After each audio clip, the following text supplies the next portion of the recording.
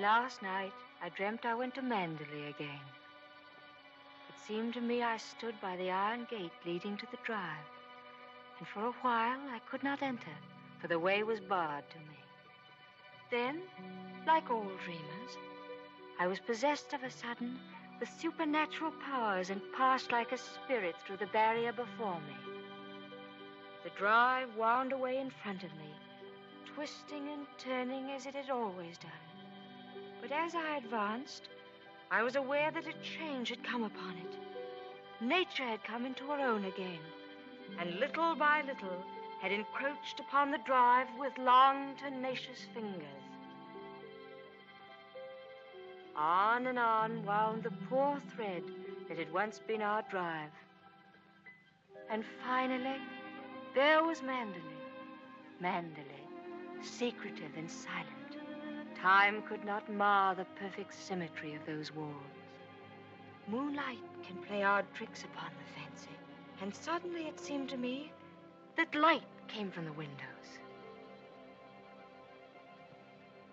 And then a cloud came upon the moon and hovered an instant like a dark hand before a face. The illusion went with it. I looked upon a desolate shell, with no whisper of the past about its staring walls. We can never go back to Manderley again. That much is certain. But sometimes, in my dreams, I do go back to the strange days of my life, which began for me in the south of France.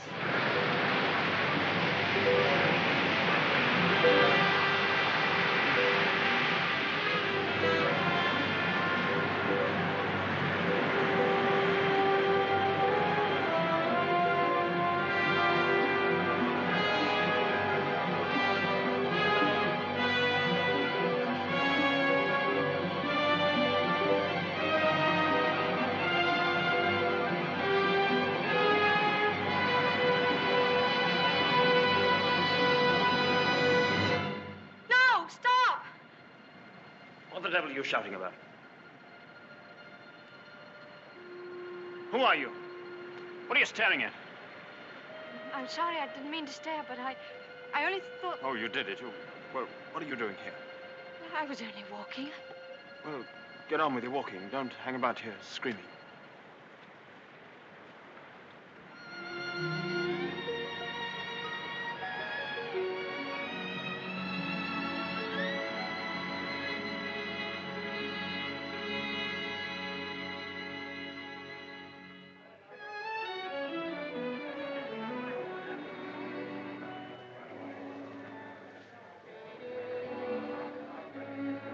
I'll never come to Monte Carlo out of season again. Not a single well-known personality in the hotel. Stone cold. Waiter, garçon, call him. Tell him to get me some... Why, it's Max de Winter. How do you do?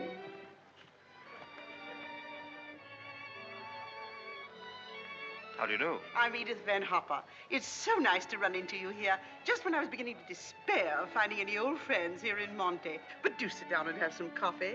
Mr. De Winter's having some coffee with me. Go and ask the stupid waiter for another cup. I'm afraid I must contradict you.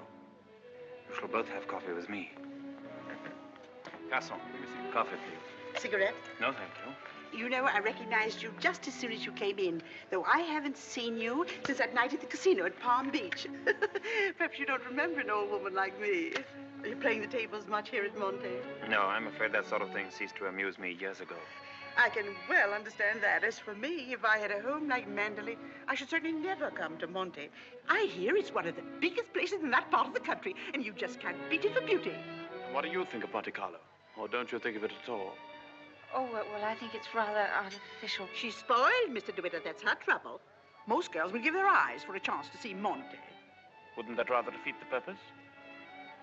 Now that we've found each other again, I hope I shall see something of you. You must come and have a drink in my suite. I hope they've given you a good room. The place is empty, so if you're uncomfortable, mind you make a fuss. Your valet is unpacked for you, I suppose. I'm afraid I don't possess one. Perhaps you'd like to do it for me. Well, I hardly think... perhaps you could make yourself useful to Mr. De Winter if he wants anything done. You're a capable child in many ways. That's a charming suggestion, but I'm afraid I cling to the old motto. He travels fastest who travels alone. Perhaps you've not heard of it. Good night. What do you make of that? Do you suppose that sudden departure was intended to be funny? Come, don't sit there gawking. Let's go upstairs. Have you got the key? Yes, Mrs. Van Hopper. I remember when I was younger, there was a well-known writer who used to dart down the back way whenever he saw me coming. I suppose he was in love with me and wasn't quite sure of himself. Well, c'est la vie. By the way, my dear, don't think that I mean to be unkind, but you were just a teeny-weeny bit forward with Mr. De Winter. Your effort to enter the conversation quite embarrassed me, and I'm sure it did him. Men loathe that sort of thing. Oh, come, don't sulk. After all, I am responsible for your behavior here. Perhaps he didn't notice it. Poor thing. I suppose he just can't get over his wife's death. They say he simply adored her.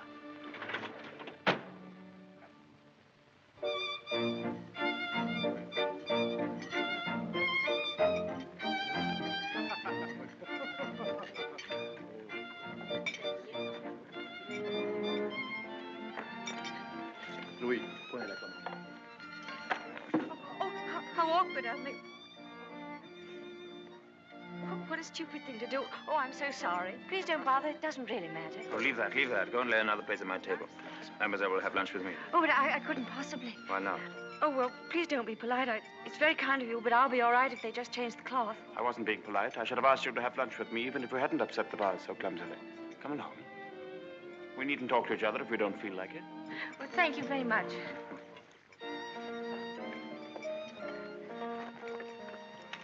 Oh, I'll just have some scrambled eggs. Oui, mademoiselle. What's happened to your friend? Oh, she's ill in bed with a cold. I'm sorry I was so rude to you yesterday. The only excuse I can offer is that I've become boorish through living alone. You weren't really. You simply wanted to be alone and...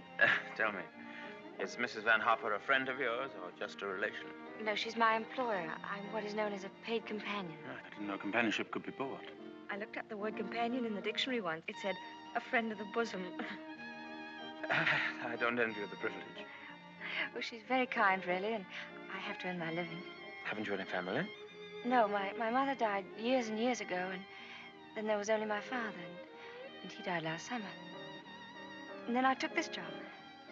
How rotten for you. Yes, it was rather, because, you see, we got on so well together. You and your father? Yes, he was a lovely person, very unusual. What was he? A painter. Ah, was he a good one? Well, I thought so, but people didn't understand him. Yes, that's often the trouble. He painted trees. At least it was one tree. You mean he painted the same tree over and over again? Yes, you see, he had a theory that if you should find one perfect thing or place or person, you should stick to it. Do you think that's very silly? Not at all. I'm a firm believer in that myself. And what did you find to do with yourself while he was painting his tree? Well, I sat with him and I sketched a little. I don't do it very well, though. Oh, you're going sketching this afternoon? Yes. Where? I haven't made up my mind. Oh, I'll drive you somewhere in the car. Oh, no, please, I didn't mean... Oh, nonsense. Finish up that mess and we'll get along. Thank you, it's very kind of you, but I'm not very hungry. Oh, come on, eat it up like a good girl.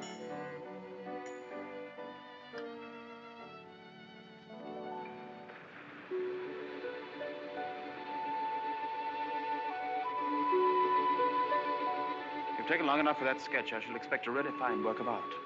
Oh, no, don't look at it. It's not nearly good enough. But it can't be as bad as all that. Now, don't rub it all out. Let me see it first. Well, it's the perspective. I never can get it right. Let me see. Oh, dear. Tell me, is it the perspective that gives my nose that curious twist in the middle? Well, you're not a very easy subject to sketch. Your expression keeps changing all the time. Does it? Well, I'd concentrate on the view instead if I were you. Much more worthwhile. Rather reminds me of our coastline at home. Do you know Cornwall at all? Yes, I went there once with my father on holiday. I was in a shop once, and I saw a postcard with a beautiful house on it right by the sea. And I asked whose house it was, and the old lady said, that's Manderley. I felt ashamed for not knowing. Manderley is beautiful. To me, it's just the place where I was born. I've lived in all my life. Now, I don't suppose I shall ever see it again.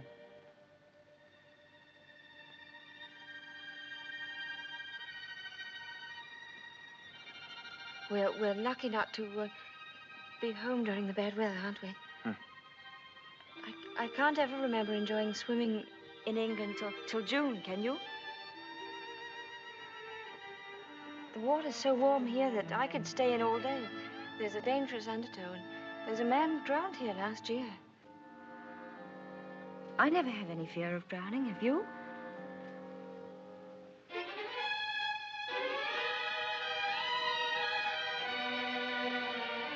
Come, I'll take you home.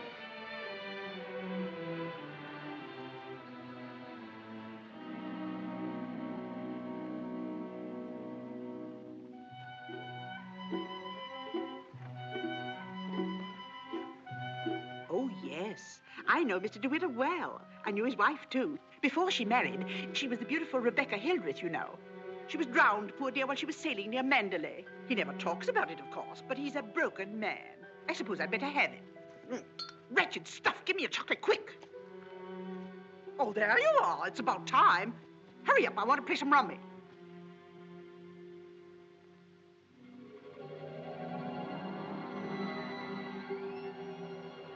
She was the beautiful Rebecca Hildreth, you know. They say he simply adored her. She was the beautiful Rebecca Hildreth, you know. I suppose he just can't get over his wife's death. She was the beautiful Rebecca Hildreth, you know. But he's a broken man. What's up? Well, where are you going? Oh, I thought I'd take a tennis lesson. Oh, I see. I suppose you've had a look at the pro, and he's desperately handsome, and you've conceived a schoolgirl crush on him. All right, go ahead, make the most of it.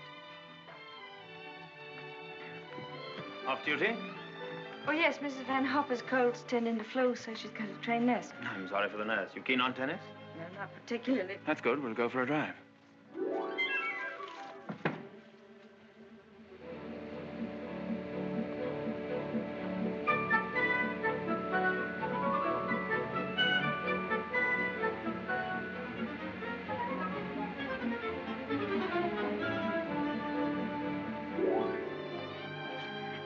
Good afternoon, Mrs. Van Hopper. How are you feeling? You got on rather well with him, didn't you? That pro must have been teaching you other things than tennis. Hurry up, I want you to make some calls. Wonder if Mr. de Winter is still in the hotel.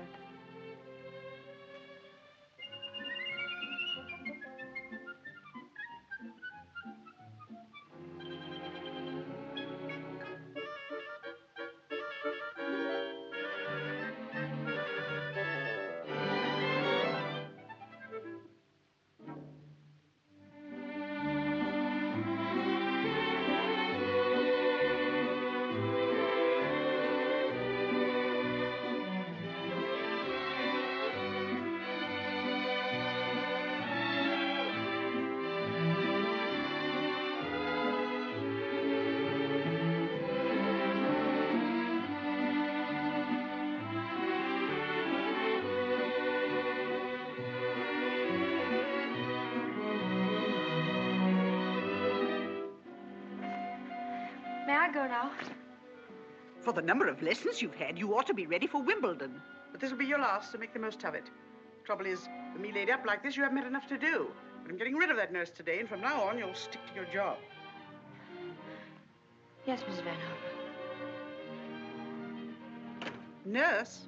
Yes, Miss Van Harper? Are you absolutely sure you left those messages for Mr. de Winter? Why, yes, madame. I simply can't believe it. He would most certainly have called me back. Oh, well, poor boy. I simply hate to see him so alone.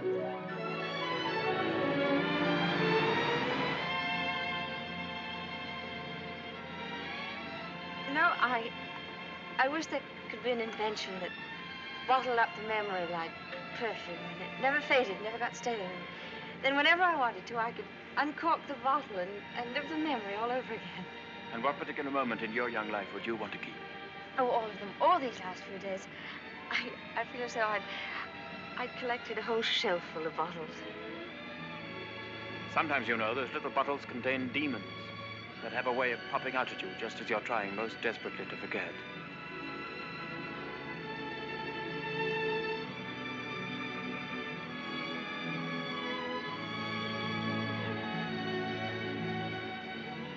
Stop biting your nails. Oh, I wish I were a woman of 36, dressed in black satin with a string of pearls. You wouldn't be here with me if you were. Would you please tell me, Mr. de Winter, why you asked me to come out with you? Oh, it's obvious that you want to be kind, but why do you choose me for your charity?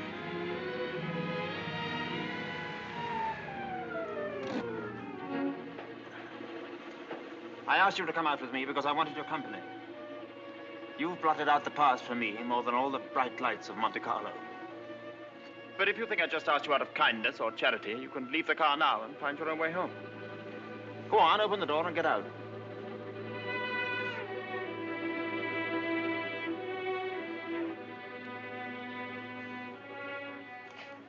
Better blow your nose. Please don't call me Mr. de Winter. I've a very impressive array of first names. George, Fortescue, Maximilian. But you needn't bother with them all at once. My family call me Maxim. And another thing. Please promise me never to wear black satin or pearls.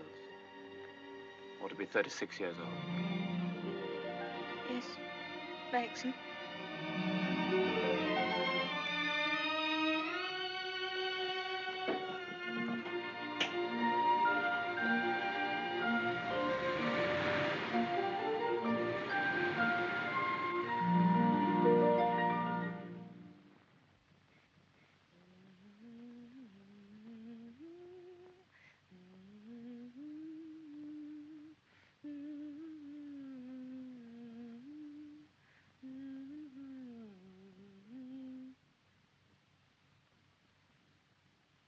For the love of Pete, come here.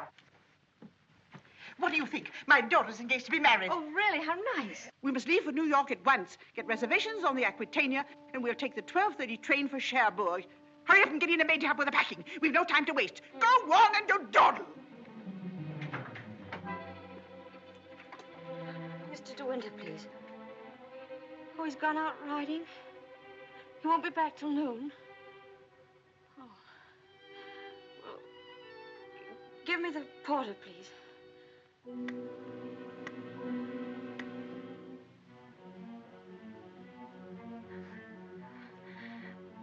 I'll go and see if there's anything left in my room.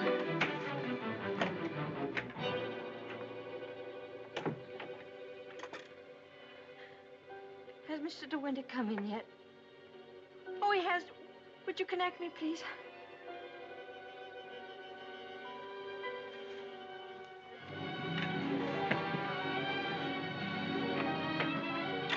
Oh, I was looking for my book. I suppose I've packed it. Well, come on. The car's waiting at the door.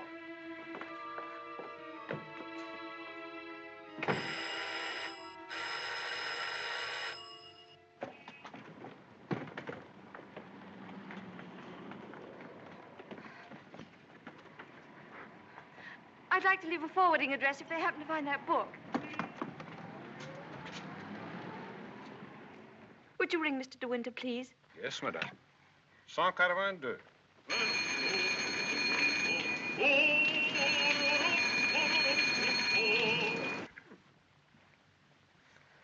There isn't any answer. Thank you. Tell her to hurry up. Yes, madam. I was looking for Mr. de Winter. Mr. de Winter just ordered breakfast in his room, mademoiselle. Come in.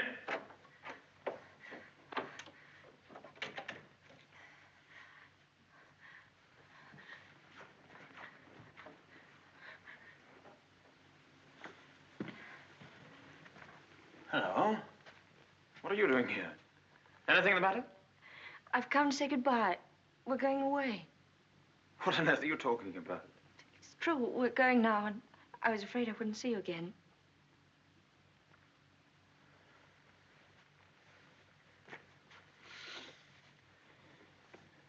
Where's she taking you to? New York. I don't want to go. I shall hate it. I shall be miserable.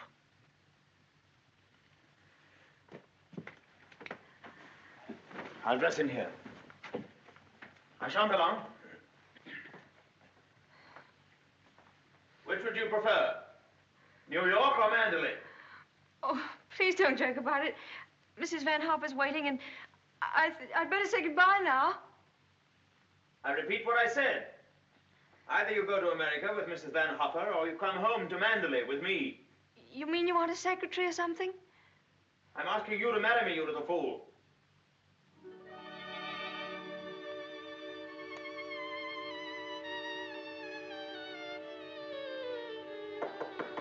Come in. Is that my food? I'm famished. I didn't have any breakfast.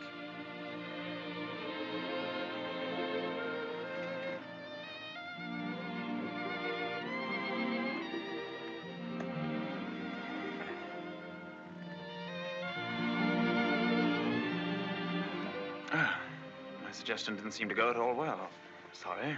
Oh, but you don't understand. It's that well, I'm not the sort of person men marry. What on earth do you mean? I don't belong in your sort of world, for one thing. Well, what is my sort of world? Oh, well, Manderley, you know what I mean. Well, I'm the best judge of whether you belong there or not. Of course, if you don't love me, that's a different thing.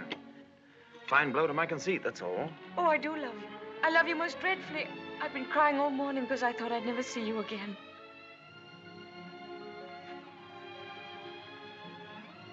Bless you for that.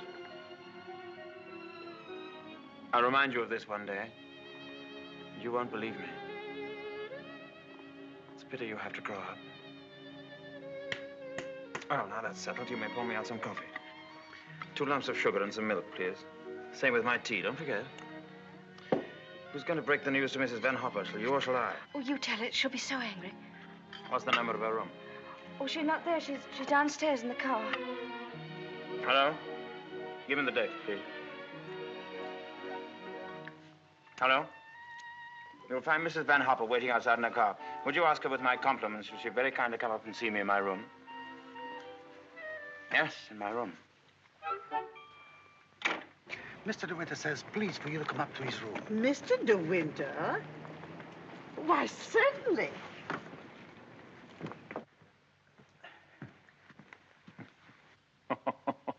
This isn't at all your idea of a proposal, is it? It should be in a conservatory. You in a white frock with a red rose in your hand, and a violin playing in the distance, and I should be making violent love to you behind a palm tree. Poor darling. Never mind. Oh, I don't mind. Don't worry, don't worry. You won't have to say a word. I'm so glad you called me, Mr. de Winter. I was making a hasty departure. It was so rude of me not to let you know. But a cable came this morning announcing that my daughter is engaged to be married. That's rather a coincidence, Mrs. Van Hopper.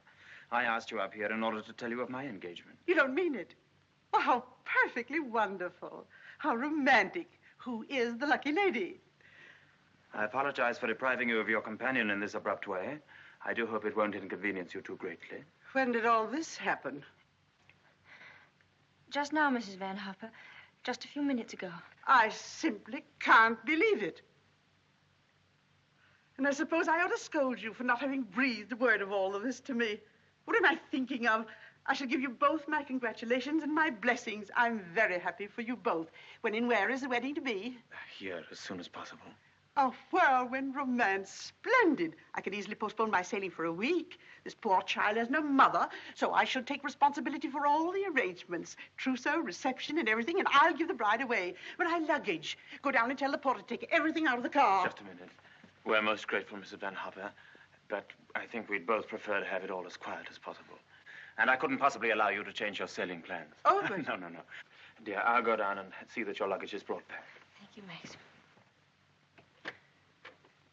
So this is what's been happening during my illness. Tennis lessons, my foot. I suppose I have to hand it to you for a fast worker. How did you manage it? Still waters certainly run deep. Tell me, have you been doing anything you shouldn't? I don't know what you mean. Oh, well, never mind.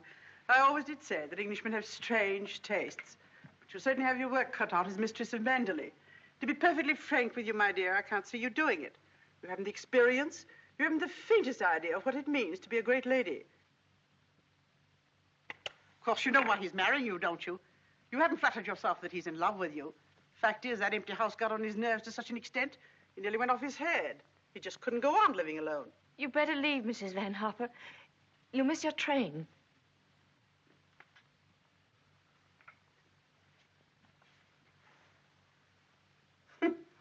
Mrs. de Winter.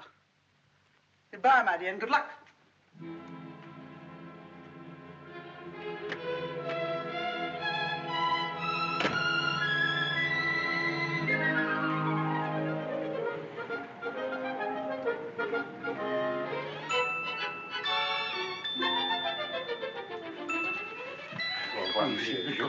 Merci.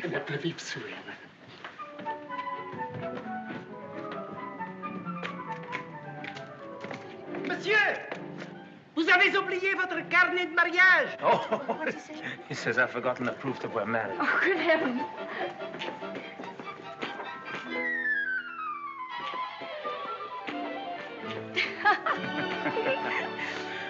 Somebody else had the same idea.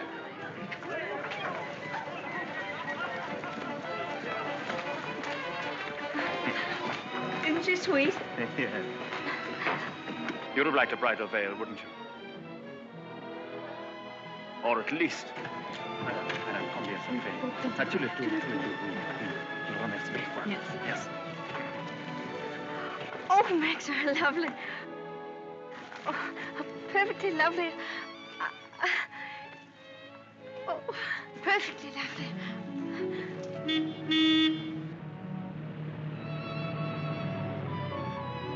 Welcome home, Mr. de Winter. Thank you, Smith.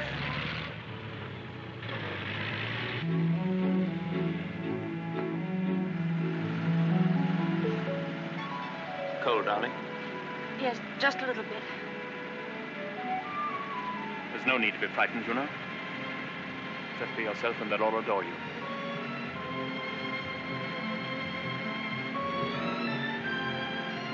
You don't have to worry about the house at all. Mrs. Danvers is the housekeeper. Just leave it to her.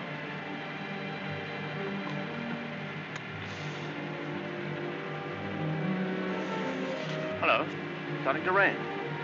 Better hurry up. Here, have this. Put it over your head. Thank you.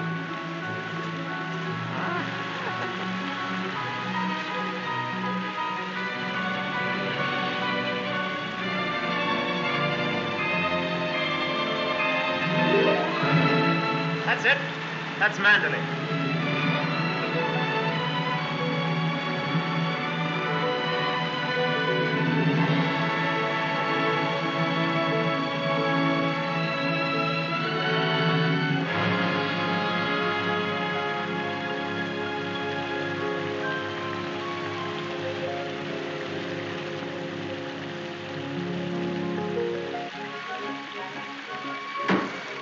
Here we are, Fred. Everybody well? Yes, thank you, sir. We're glad to see you home, sir. This is Mrs. de Winter, Fred. How do you do?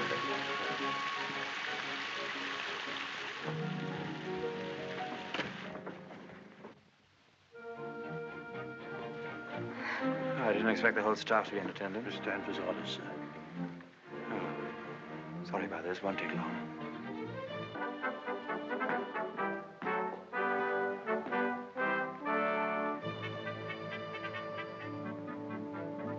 This is Mrs. Danvers.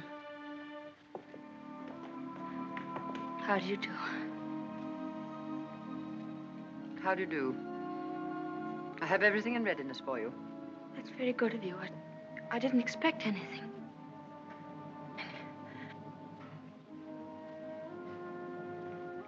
I think we'd like some tea, Frith. Ready in the library, sir. Come along, darling.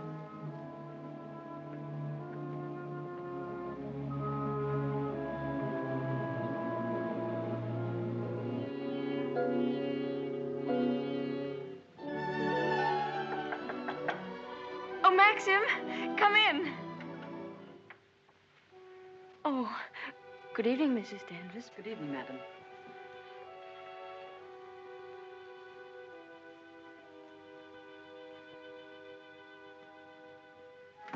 I hope Alice was satisfactory, madam. Oh, yes, thank you. Perfectly. She's the parlor maid. She'll have to look after you until your own maid arrives. Oh, but I haven't a maid. I'm sure Alice will do very nicely. I'm afraid that would not do for very long, madam. It's usual for ladies in your position to have a personal maid. I hope you approve the new decoration of these rooms, madam. Oh, I didn't know it'd been changed. I hope you haven't been to too much trouble. I only followed out Mr. de Winter's instructions. Oh, well, what did it look like before? It had an old paper and different hangings. It was never used much, except for occasional visitors. Oh, then it wasn't Mr. de Winter's room originally. No, madam. He's never used the east wing before. Of course, there's no view of the sea from here. The only good view of the sea is from the west wing. The room's very charming, and I'm sure I'll be comfortable. If there's anything you want done, madam, you have only to tell me. I suppose you've been at Manderley for many years, longer than anyone else. Not so long as Frith. He was here when the old gentleman was living, when Mr. de Winter was a boy. Oh, I see, and you didn't come till after that. I came here when the first Mrs. de Winter was a bride.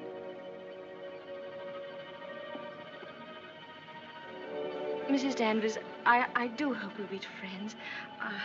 You must be patient with me. This sort of life is new to me, and I do want to make a success of it and make Mr. de Winter happy, so I know I can leave all the household arrangements to you. Very well. I hope I shall do everything to your satisfaction, madam.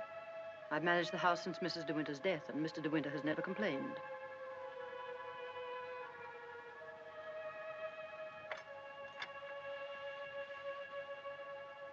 I think I'll go downstairs now.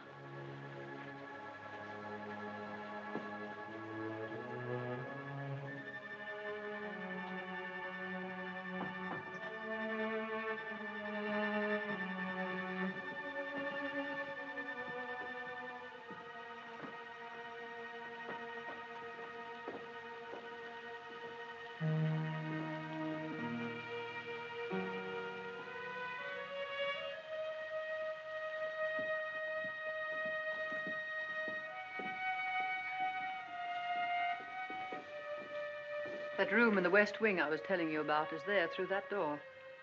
It's not used now. It's the most beautiful room in the house. The only one that looks down across the lawns to the sea. It was Mrs. de Winter's room.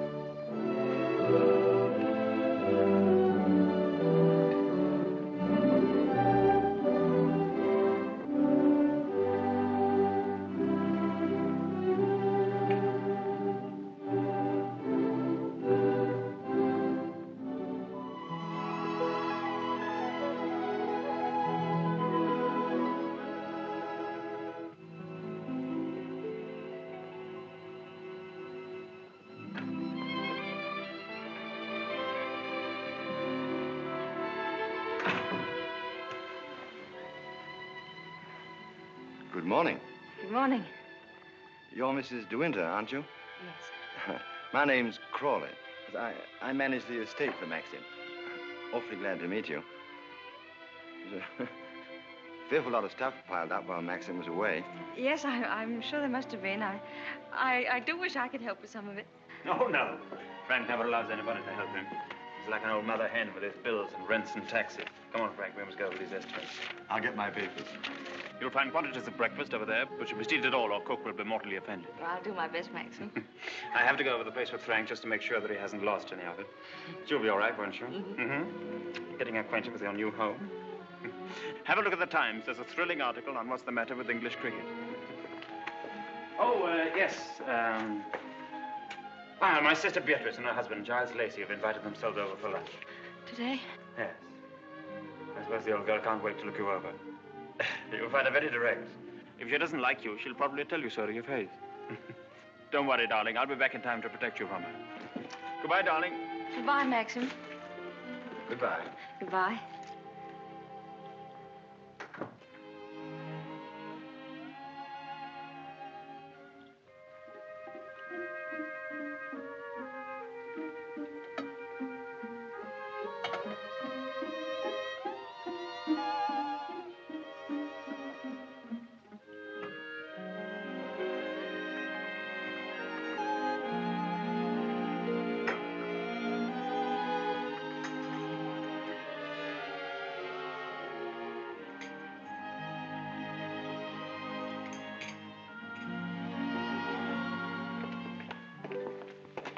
Good morning, madam. Good morning, Frith.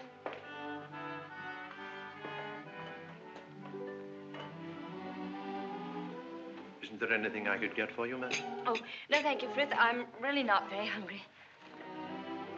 Thank you. The paper, madam. Oh, yes, thank you, Frith.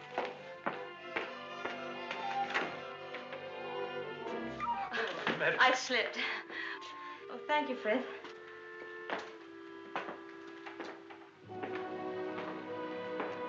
It's big, isn't it? Yes, madam. Manderley is a big place. This was the banquet hall in the old days. It is still used on great occasions, such as a big dinner or a ball. And the public is admitted here, you know, once a week. That's nice.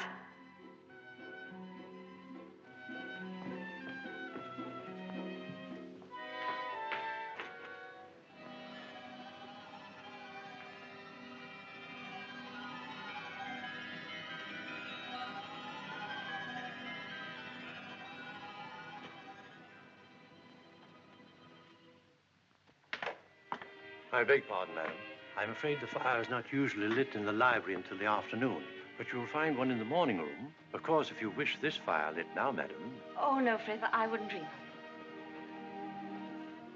Mrs. de Winter, I mean the late Mrs. de Winter always did her correspondence and telephoning in the morning room after breakfast. Thank you, Frith.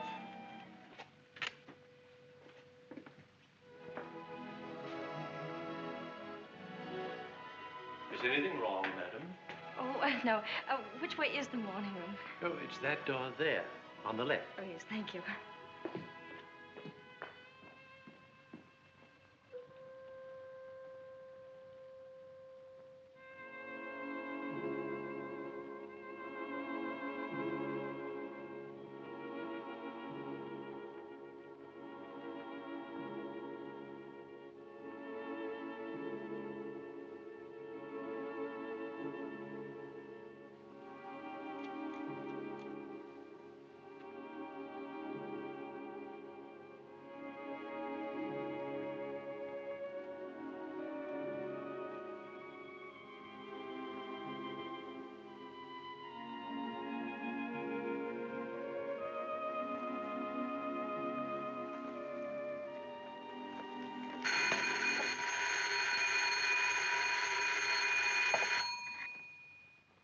Mrs. de Winter?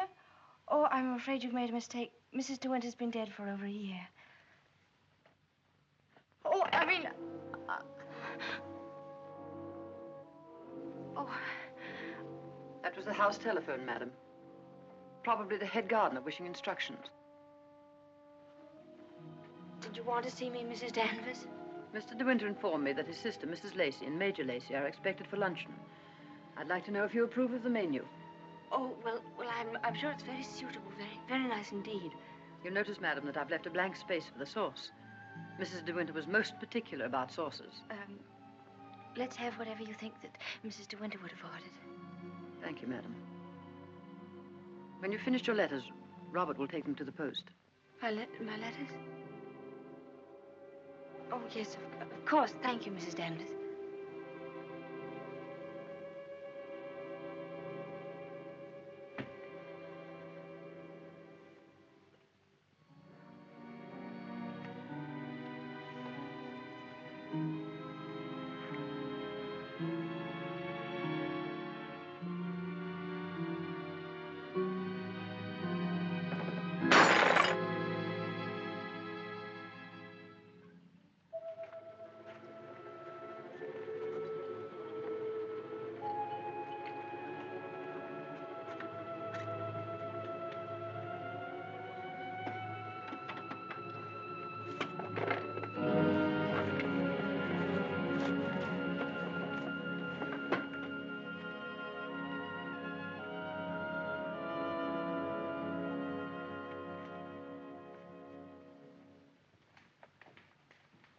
How are you, Frith?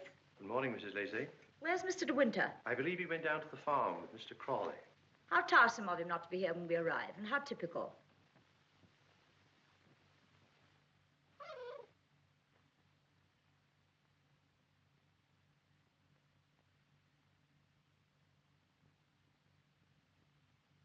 I must say old Danvers keeps the house looking lovely. She certainly learnt that trick of arranging flowers from Rebecca. I wonder how she likes it now, being ordered about by an ex-chorus girl. Now, where on earth did you get the idea she's an ex-chorus girl? He picked her up in the south of France, didn't he? What if he did? Well, I mean to say, there you are.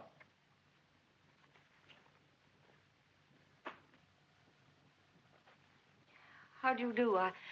I'm Maxim's wife. How do you do? Well, I must say you're quite different from what I expected. Oh, but Cecilia, she's exactly what I told you she'd be. Well, how do you like Manderley? Very beautiful, isn't it? And how do you get along with Mrs. Danvers? Well, I've never met anyone quite like her before. You mean she scares you? She's not exactly an oil painting, is she?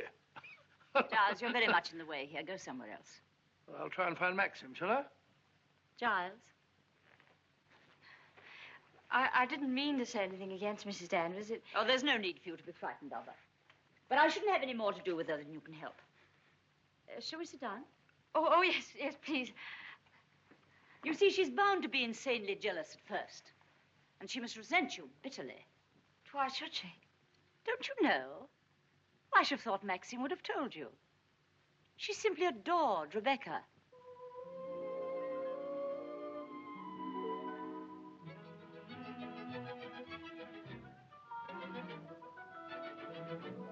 How are you, Robert? Quite well, thank you, madam. Still having trouble with your teeth? Unfortunately, yes, madam. You should have them out. All of them. Wretched nuisances, teeth. Thank you, madam. What a plateful. Do you hunt? No, I don't. I'm afraid I don't even ride. Oh, have to ride down here. We all do. Which do you ride, side saddle or astride? Oh, yes, of course, I forgot you don't, do you? You must. Nothing else to do down here. Maxim, when are you going to have parties here again, like the old days? Oh, I haven't thought about it. But everyone's dying to see you, and, Yes, I bet they are. Why don't you have the masquerade ball again this summer? My dear, you fond of dancing? Well, I love it, but I'm not very good at it. Do you rumble? I've never tried. You must teach me. I say, well, I'm trying to find out exactly what your wife does do. She sketches a little. Sketches? Well, not this modern stuff, I hope. You know, portrait of a lampshade upside down to represent a soul in torment. Don't sail, do you? No, I don't. Thank goodness for that. Huh?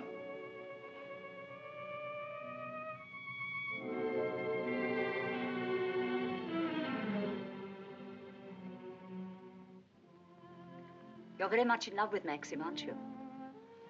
Yes, I can see you are. Don't mind my saying so, but why don't you do something about your hair? Why don't you have it cut or sweep it back behind your ears? Oh, no, that's worse. What does Maxim say about it? Does he like it like that? Well, he never mentions it. Oh, well, don't go by me. I can see by the way you dress you don't care a hoot how you look. But I wonder Maxim hasn't been at you. He's so particular about clothes. I don't think he ever notices what I wear. Oh, well, he must have changed a lot then.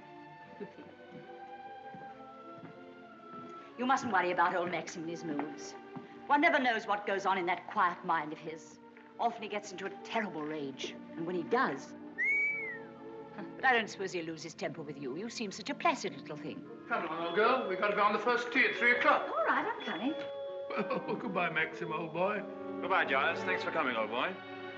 Goodbye, my dear. Forgive me for asking you so many rude questions. We both really hope you'll be very happy. Thank you, Beatrice. Thank you very much. And I must congratulate you upon the way Maxim looks. We were very worried about him this time last year. But then, of course, you know the whole story. Goodbye, Beatrice. Goodbye, old boy.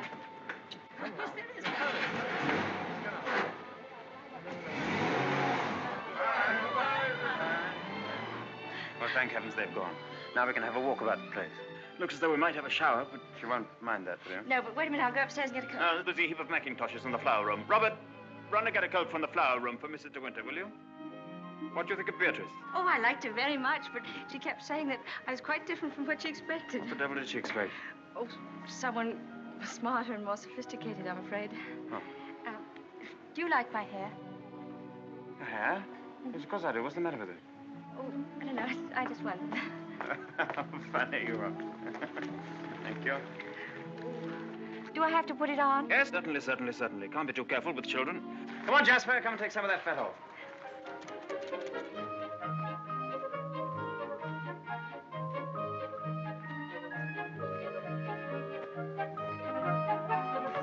Jasper!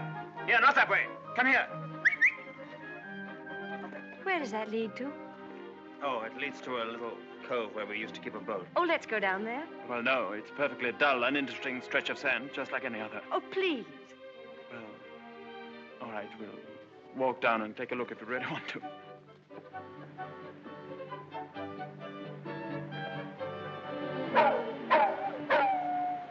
That's Jasper. There must be something wrong. Perhaps he's hurt himself. No, he's all right. Leave him alone. Don't you think I'd better go and see? Don't bother about him, I tell you. He can't come to any harm. He'll find his own way back.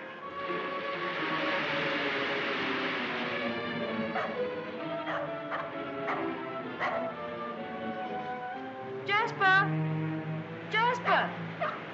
Oh, there you are.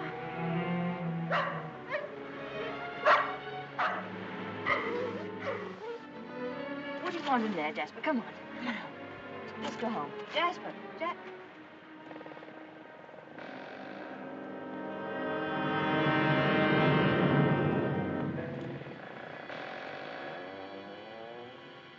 Oh.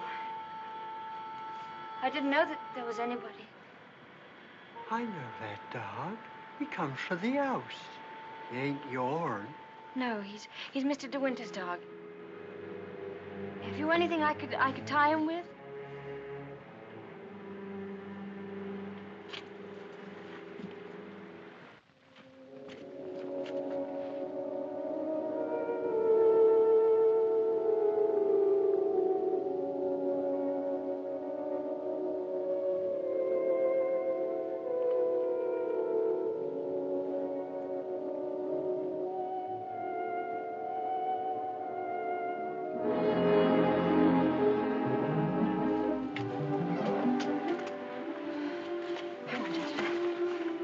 Tell anyone you saw me in there, will you? Don't you belong on the estate? I wasn't doing nothing.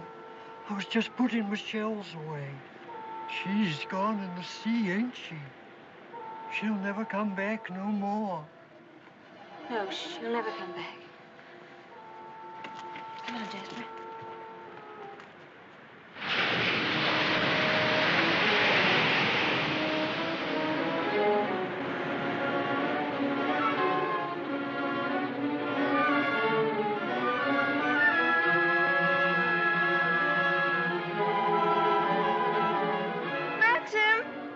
What's the matter? Maxim! I'm sorry I was such a time, but I had to find a rope for Jasper. Hurry up, Jasper, for heaven's sake. Please wait for me. Maxim, what is it? You look so angry. You know I didn't want you to go there, but you deliberately went. Why not? There was only a cottage down there and a strange man who was... You didn't go into the cottage, did you? Yes, the door... Well, don't go there again, do you hear? Why not? Because I hate the place, and if you had my memories, you wouldn't go there or talk about it or even think about it. What's the matter? Oh, I'm sorry, please. We should have stayed away. We should never have come back to Manderley. Oh, what a fool I was. I made you unhappy. Somehow I've hurt you. Oh, I can't bear to see you like this. Because I love you so much. Do you? Do you? Ah, I've made you cry. Forgive me. I sometimes seem to fly off the handle for no reason at all. Don't I? Come. We go home and have some tea and forget all about it. Yes, let's forget all about it. Here, let me have Jasper.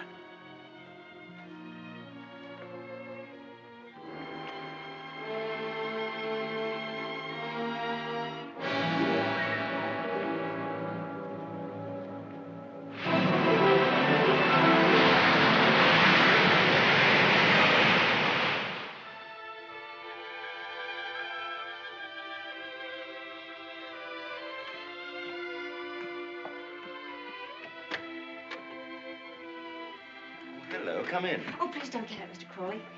I was just wondering if you meant what you said the other day about showing me the run of things. Of course I did. What are you doing now? Notifying all the tenants that in celebration of Maxim's return with his bride, this week's rent will be free. Oh, was that Maxim's idea? Oh, yes. All the servants get an extra week's wages, too. Oh, he didn't tell me. Can't I help you? I could at least lick the stamps. Well, that's terribly nice of you. Won't you sit down? Oh, yes, thank you.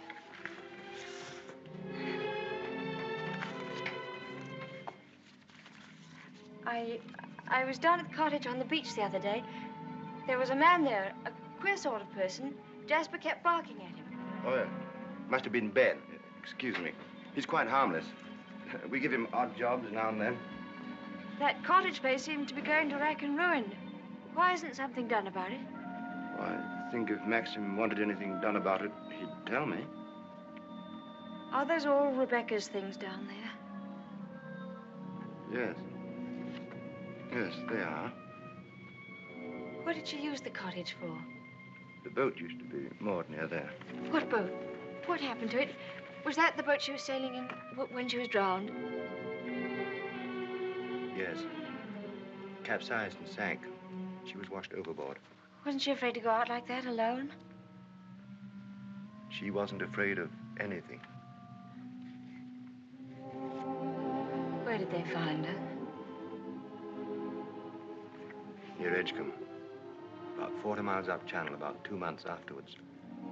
Maxim went up to identify her. It was horrible for him. Yes, it must have been.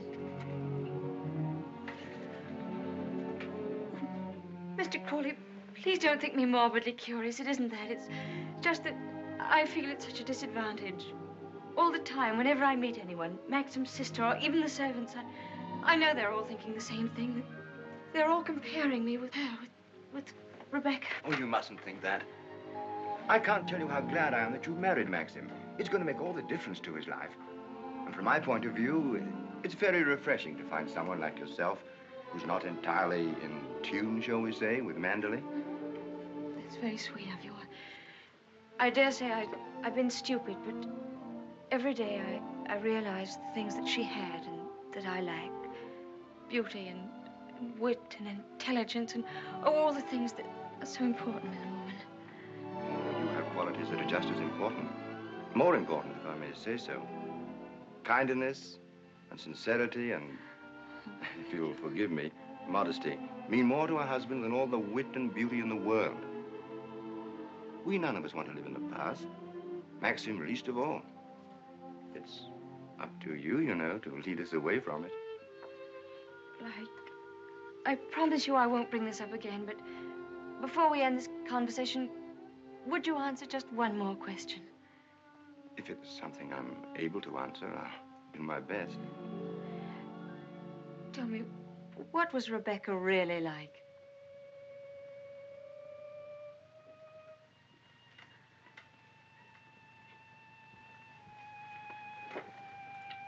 I suppose she was the most beautiful creature I ever saw.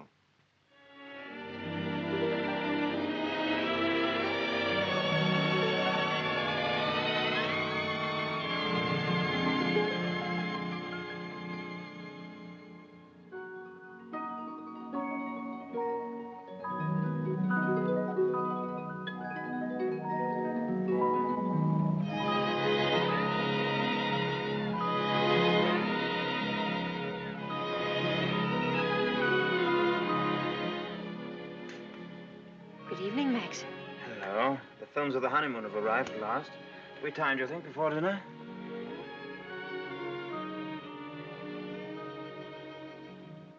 What on earth have you done to yourself?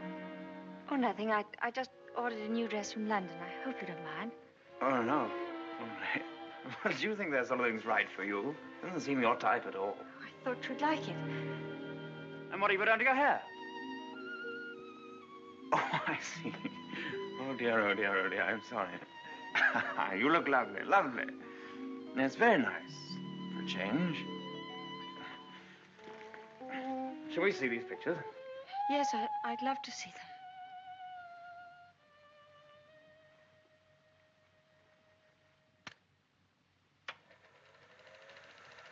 Ah, look now.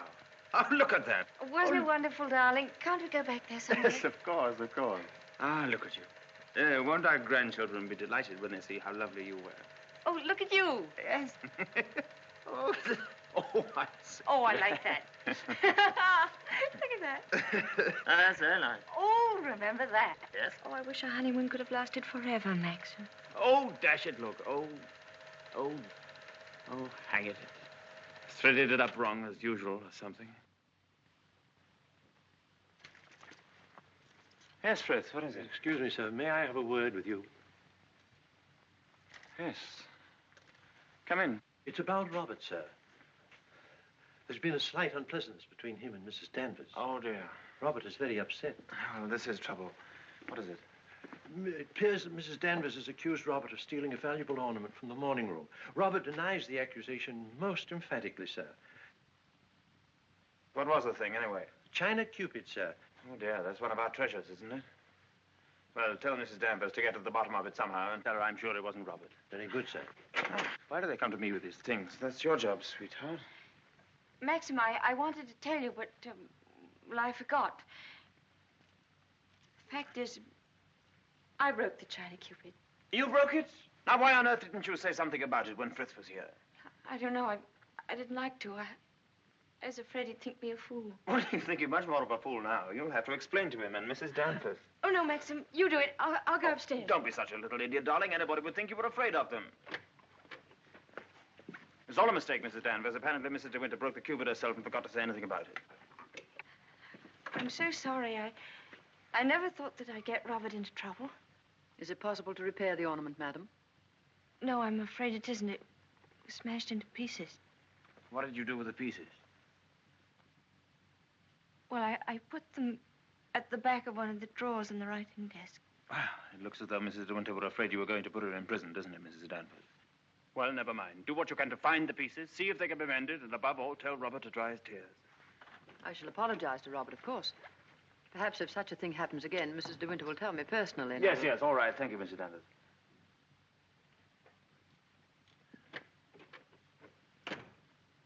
Well, I suppose that clip will hold all right. I don't know.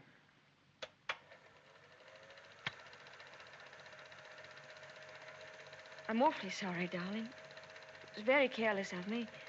Mrs. Danvers must be furious with me. Oh, hang Mrs. Danvers. Why on earth should you be frightened of her?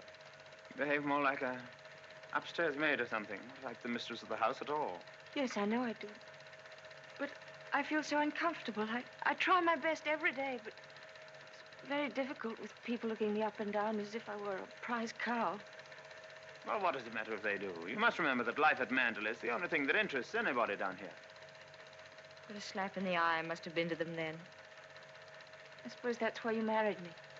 Because you knew I was dull and gauche and inexperienced, and there could never be any gossip about me. Gossip? What do you mean? I don't know. I just said it for something to say. Don't look at me like that. Maxim, what's the matter? What have I said?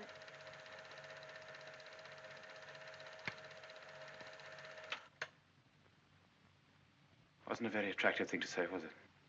No. It was rude, hateful.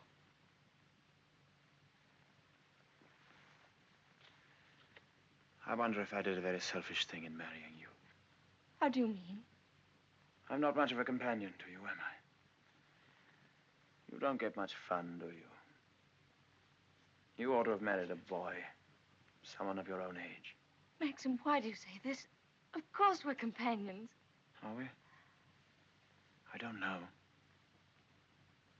I'm very difficult to live with. No, you're not difficult. You're easy, very easy. Our marriage is a success, isn't it? A great success? We're happy, aren't we? Terribly happy.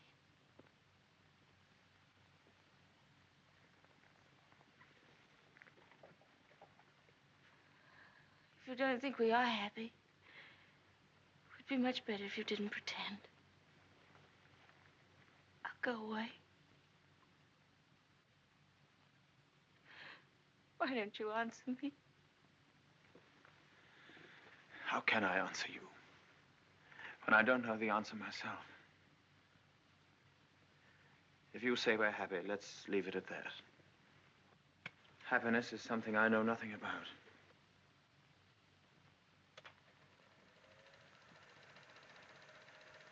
Oh, look. There's the one when I left the camera running on the tripod, remember?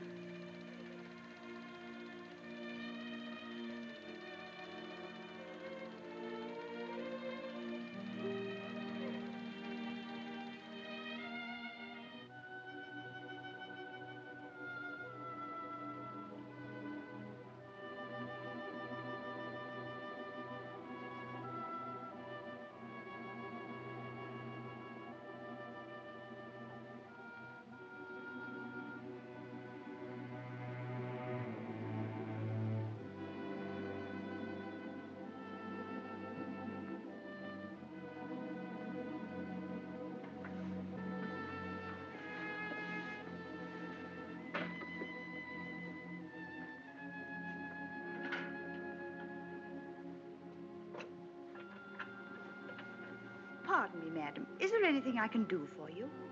I'm all right, Hilda. Thank you very much. I'll bring the sandwiches immediately, madam.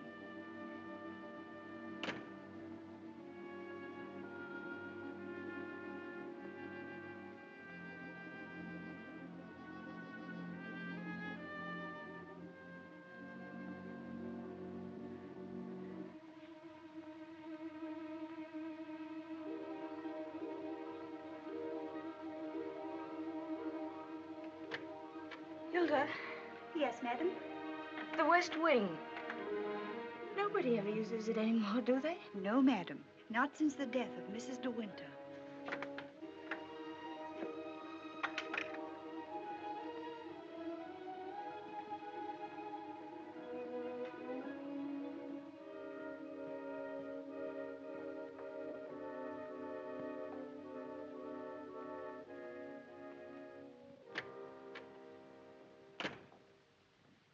Come along, Mr. Jack, or someone may see you. Well, Danny, old Harvey, it's been good to see you again. I've been simply breathless to pick up all the news. I really don't think it's wise for you to come here, Mr. Jack. Jasper, come here. Oh, nonsense, nonsense. It's just like coming back home. Quiet, Mr. Jack. Yes, and we must be careful not to shock Cinderella, mustn't we? She's in the morning room.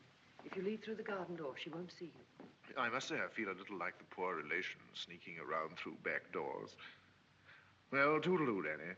Goodbye, Mr. Jack. And please be careful.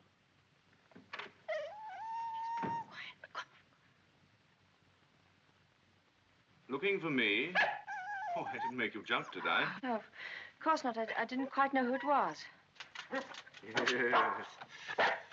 You're pleased to see me, aren't you, old boy? I'm glad there's someone in the family to welcome me back to Manderley. And, how is dear old Max? Very well, thank you.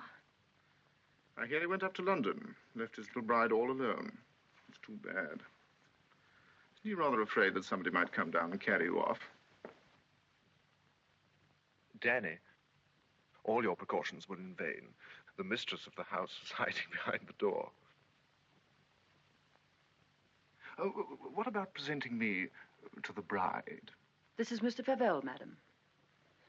How do you do? How do you do? Won't you have some tea or something? Well, now, isn't that a charming invitation? I've been asked to stay to tea, Danny, and I have a good mind to accept. Oh, well, perhaps you're right. Pity, just we're getting on so nicely. We mustn't lead the young bride astray, must we, Jasper? Goodbye. It's been fun meeting you. Oh, and by the way, it would be very decent of you if you didn't mention this little visit to your revered husband. He doesn't exactly approve of me. Very well. That's very sporting of you. I wish I had a young bride of 3 months waiting for me at home. I'm just a lonely old bachelor. Fare thee well. Oh, and I know what was wrong with that introduction. Danny didn't tell you, did she? I am Rebecca's favorite cousin. Toodaloo.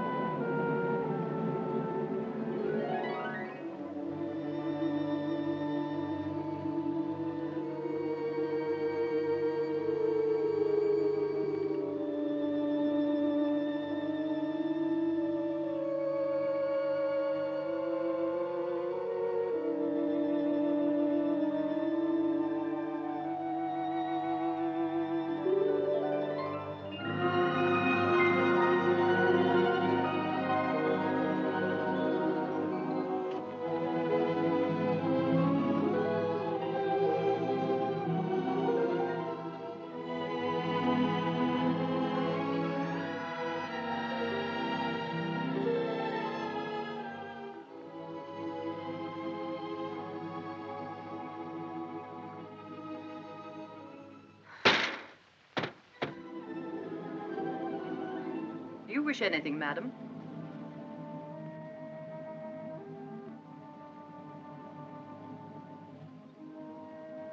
I didn't expect to see you, Mrs. Danvers.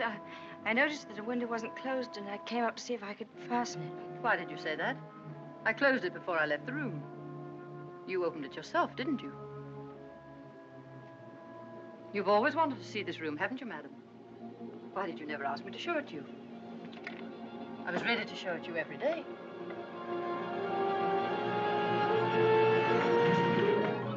It's a lovely room, isn't it? Loveliest room you've ever seen. Everything is kept just as Mrs. de Winter liked it.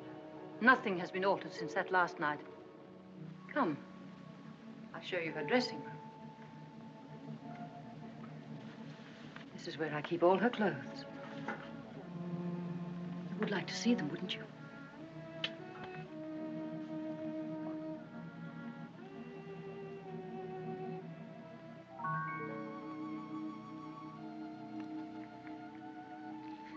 Feel this.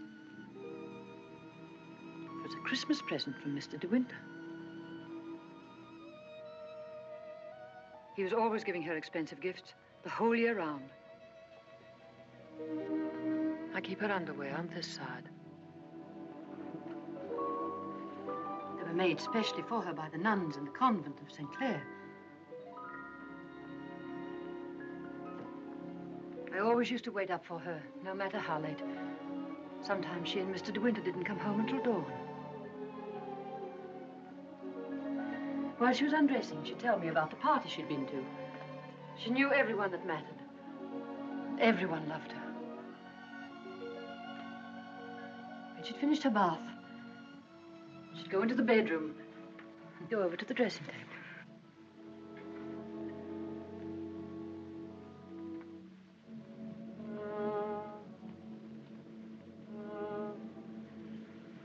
Oh, you've moved her brush, haven't you? There, that's better. Just as she always laid it down. Come on, Danny. Hair drill, she would say. I'd stand behind her like this and brush away for 20 minutes at a time. And then she would say, "Good night, Danny," and step into her bed.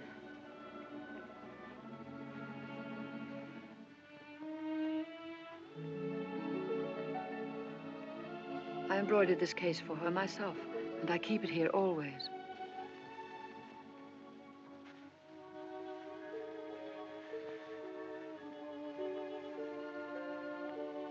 Did you ever see anything so delicate?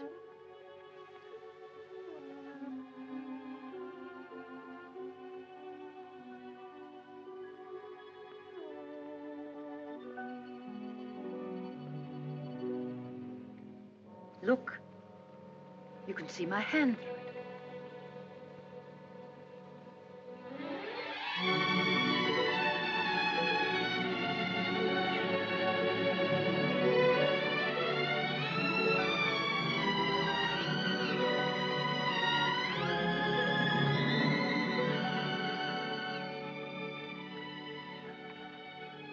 You wouldn't think she'd been gone so long, would you? Sometimes when I walk along the corridor, I fancy I hear her just behind me. That quick, light step. I couldn't mistake it anywhere. It's not only in this room. It's in all the rooms in the house. I can almost hear it now.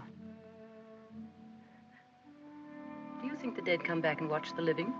I don't believe it. Sometimes. I wonder if she doesn't come back here to Manderley. Watch you and Mr. de Winter together. You look tired. Why don't you stay here a while and rest? And listen to the sea.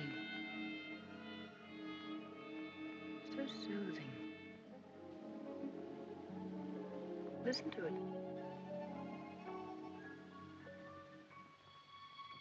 Listen. Listen to the sea.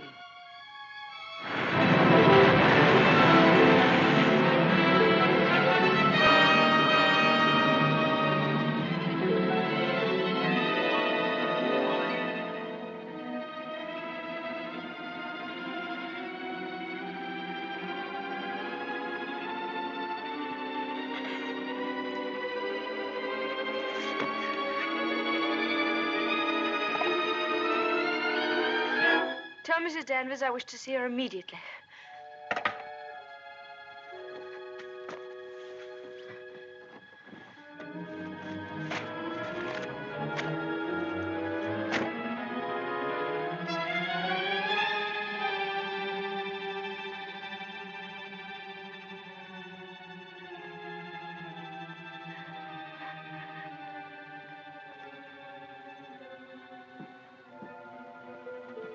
You sent for me, madam?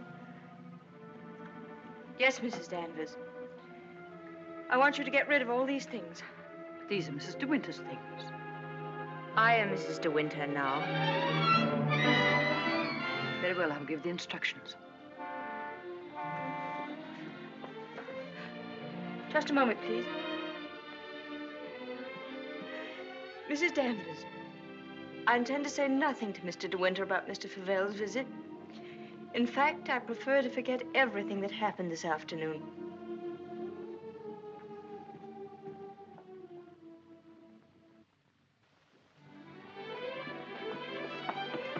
Maxim, you've been gone all day. Choking. Oh. Well. What have you been doing with yourself? Oh, I've been thinking. Oh, what do you want to do that for? Oh, come in here and I'll tell you. Darling, could we have a costume ball, just as you used to? Now, what put that into your mind? Has Beatrice been at you? No, but I feel that we ought to do something to make people feel that Manderley is just the same as it always was. Oh, please, darling, could we? You don't know what it would mean, you know. You would have to be a hostess to hundreds of people. All the county. And a lot of young people will come up from London and turn the house into a nightclub. Oh, yes, but I want to. Oh, please. I've never been to a large party, but I could learn what to do, and I promise you, you wouldn't be ashamed of me.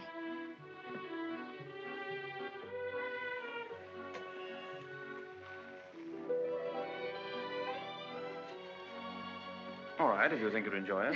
You better get Mrs. Danvers to help you, hadn't you? No, I don't need Mrs. Danvers to help me. I can do it myself. All right, my sweet. Oh, thank you, darling. Thank you. Well, what'll you go as? Oh, I never dress up. That's the one privilege I claim as the host. What will you be, Alice in Wonderland with that ribbon around your hair? No, I won't tell you. I'll design a costume all by myself and give you the surprise of your life.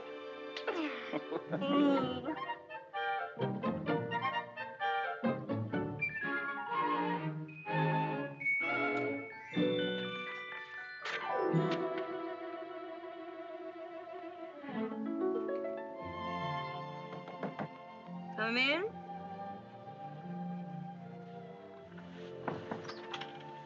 Robert found these sketches in the library, madam. Did you intend throwing them away? Yes, Mrs. Danvers, I did. They were just some ideas I was sketching for my costume for the ball. Hasn't Mr. De Winter suggested anything? No, I want to surprise him. I don't want him to know anything about it. I merely thought that you might find a costume among the family portraits that would suit you. Oh, you mean those at the top of the stairs? I'll go and look at them.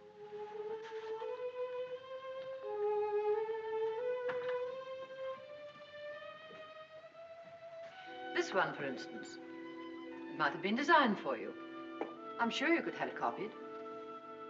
I've heard Mr. De Winter say that this is his favorite of all the paintings. It's Lady Caroline de Winter, one of his ancestors. Oh, well, that's a splendid idea, Mrs. Danvers. I'm very grateful.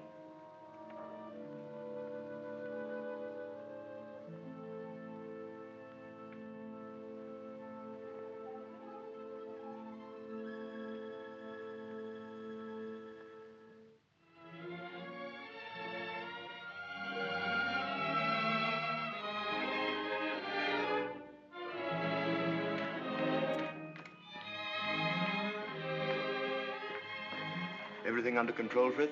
Yes, thank you. Excuse me, sir. Are you supposed to be a schoolmaster? Oh, no. This is just my old cap and gown. Certainly makes a very nice costume, sir. And economical, too. Yes, that was the idea.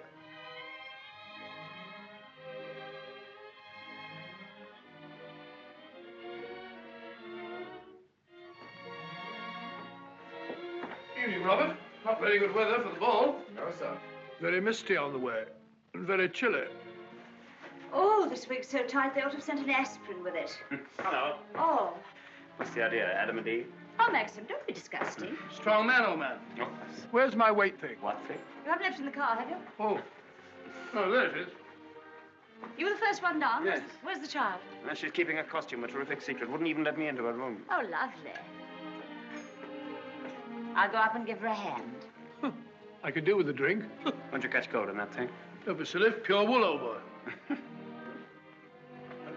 Pardon me, sir. You forgot this.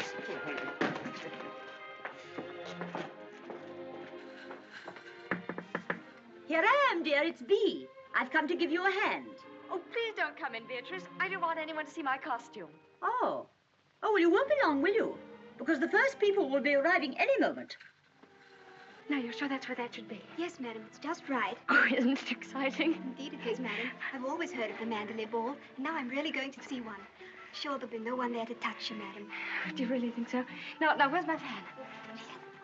Now, you're sure I look all right? You look ever so beautiful. Well, here goes.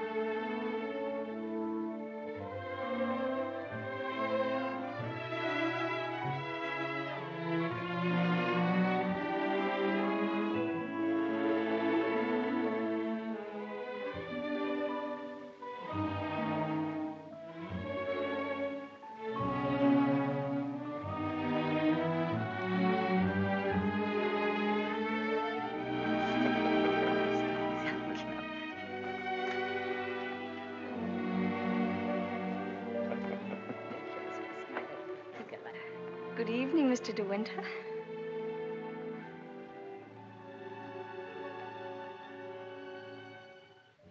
What the devil do you think you're doing? But it's the picture, the one in the gallery.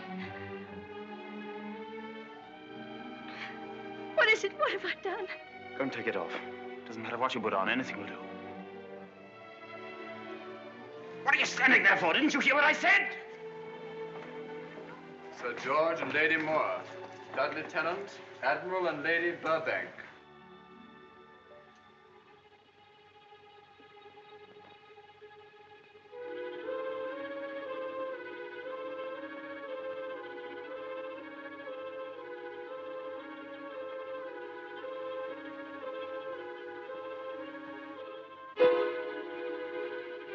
I watched you go down, just as I watched her a year ago. Even in the same dress, you couldn't compare. You knew it. You knew that she wore it, and yet you deliberately suggested I wear it. Why do you hate me? What have I done to you that you should ever hate me so? You tried to take her place. You let him marry you. I've seen his face, his eyes. Were the same as those first weeks after she died. I used to listen to him, walking up and down, all night long, night after night, thinking of her, suffering torture because he'd lost her. I don't want to know. I don't want to know.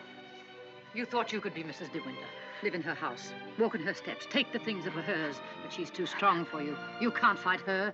No one ever got the better of her. Never, never. She was beaten in the end, but it wasn't a man, it wasn't a woman. It was the sea. Oh, stop it. Stop it. Oh, stop it.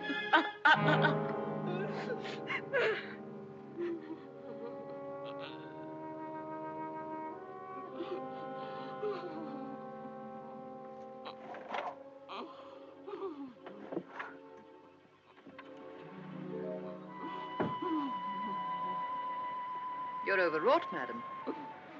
I've opened a window for you. A little air will do you good.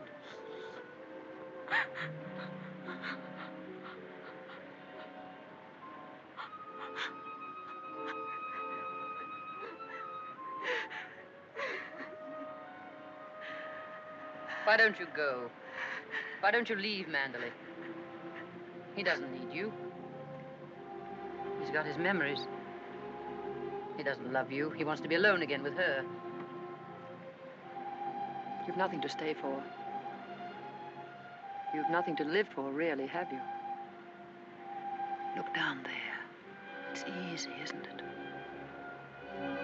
Why don't you? Why don't you? Go on. Go on. Don't be afraid.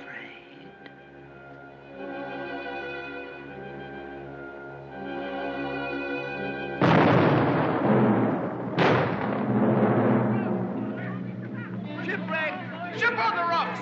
Ship aground! Sending up rockets! Shipwreck! Come on, everybody! Down to the bay! Notify the Coast Guard! She's aground! Maxim! Maxim! Ship ashore! Come on, everybody! Come on! Maxim! Maxim!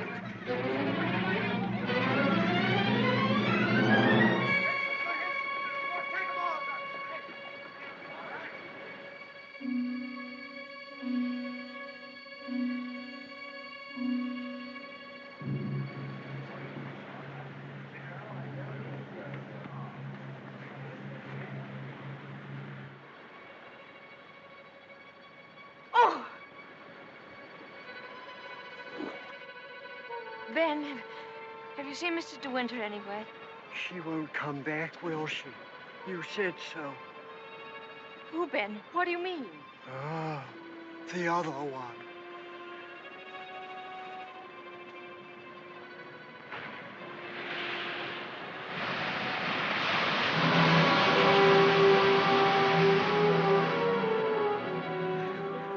Frank, have you seen Maxim anywhere? Not since about half an hour ago. I thought he'd gone up to the house. No, he hasn't been in the house at all, and I'm afraid something might have happened to him. Frank, what's the matter? Is anything wrong? There is something wrong. Well, the diver who went down to inspect the bottom of the ship came across the hull of another boat. A little sailboat. Frank, is it? Yes. It's Rebecca's. How did they recognize it? It was a local man. Knew it instantly. It'll be so hard on poor Maxim. Yes. It's going to bring it all back again. And worse than before. Why did they have to find it? Why couldn't they have left it there in peace at the bottom of the sea? Why? Better get along and arrange some breakfast for the men. All right, Frank, I'll go and look for Max.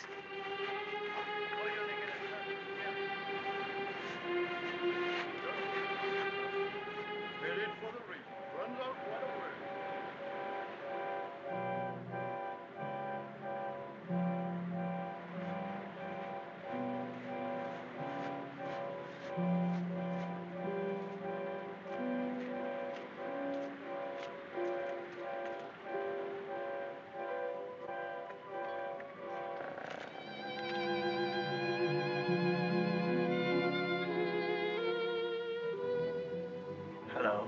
Maxim! You haven't had any sleep. Have you forgiven me? Forgiven you? What have I got to forgive you for? For last night, my stupidity about the costume. Oh, that. I'd forgotten. I was angry with you, wasn't I? Hmm. Maxim, can't we start all over again?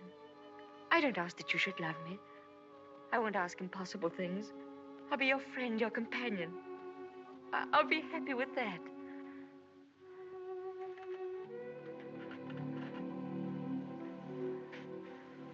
You love me very much, don't you?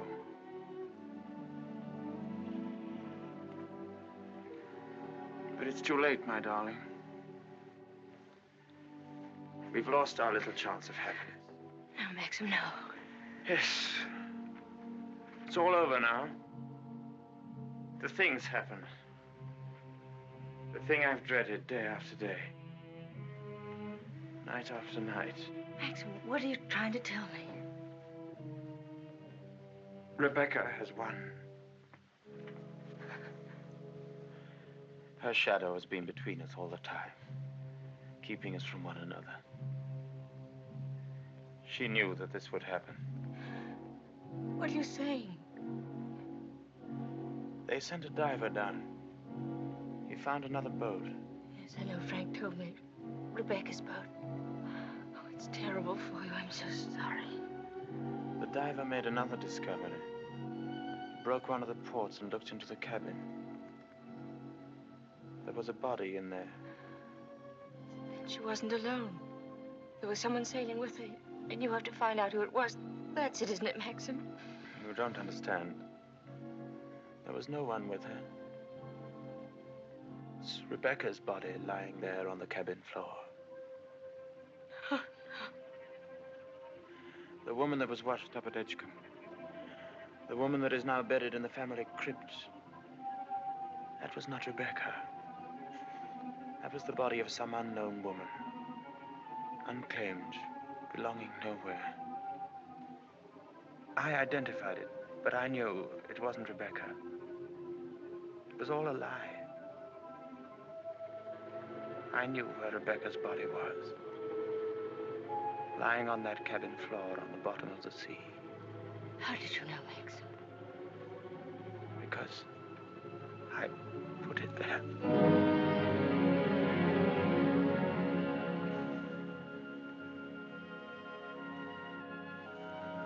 Will you look into my eyes and tell me that you love me now?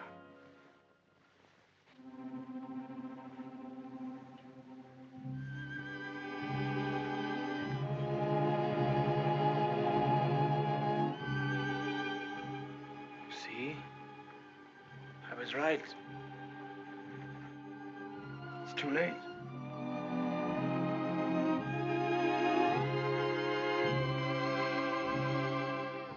No, it's not too late. You're not to say that.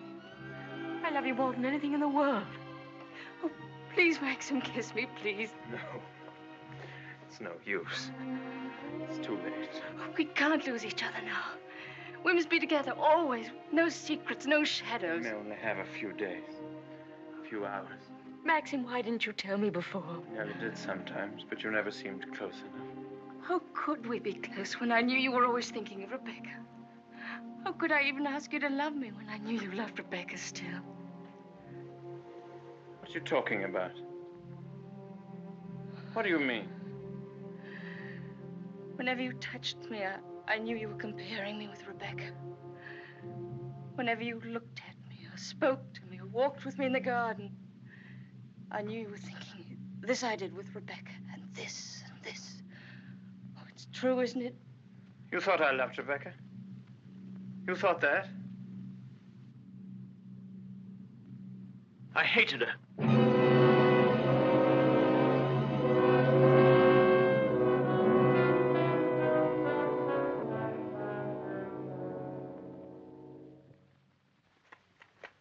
Oh, I was carried away by her. Enchanted by her, as everyone was. And when I was married, I was told I was the luckiest man in the world.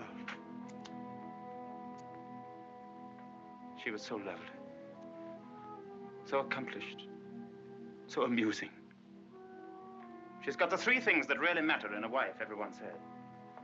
Breeding, brains, and beauty. And I believed them completely. But I never had a moment's happiness with her. She was incapable of love, or tenderness, or decency. You didn't love her. You didn't love her. Do you remember that cliff where you first saw me in Monte Carlo? Well, I went there with Rebecca on our honeymoon. That was when I found out about her. 4 days after we were married. She stood there laughing, her black hair blowing in the wind, and told me all about herself. Everything. Things I'll never tell a living soul. I wanted to kill her. It would have been so easy. You remember the precipice? I frightened you, didn't I? You thought I was mad. Perhaps I was. Perhaps I am mad. It wouldn't make for sanity, would it? Living with the devil. I'll make a bargain with you, she said. You'd look rather foolish trying to divorce me now after 4 days of marriage. So I'll play the part of a devoted wife, mistress of your precious Manderley. I'll make it the most famous showplace in England, if you like. And people will visit us and envy us and say we're the luckiest, happiest couple in the country. What a grand joke it'll be. What a triumph. I should never have accepted her dirty bargain. But I did. I was younger then and tremendously conscious of the family honor. Family honor. She knew that I'd sacrifice everything rather than stand up in a divorce court and give her away, admit that our marriage was a rotten fraud. You despise me, don't you?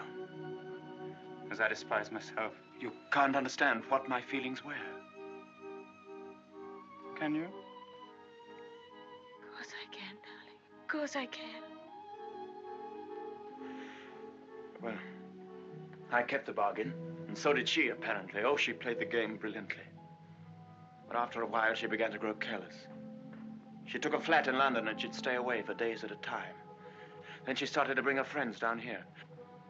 I warned her, but she shrugged her shoulders. What's it got to do with you, she said. She even started on Frank. Poor, faithful Frank. Then there was a cousin of hers, a man named Favell. Yes, I know him. Came the day you went to London. Why didn't you tell me?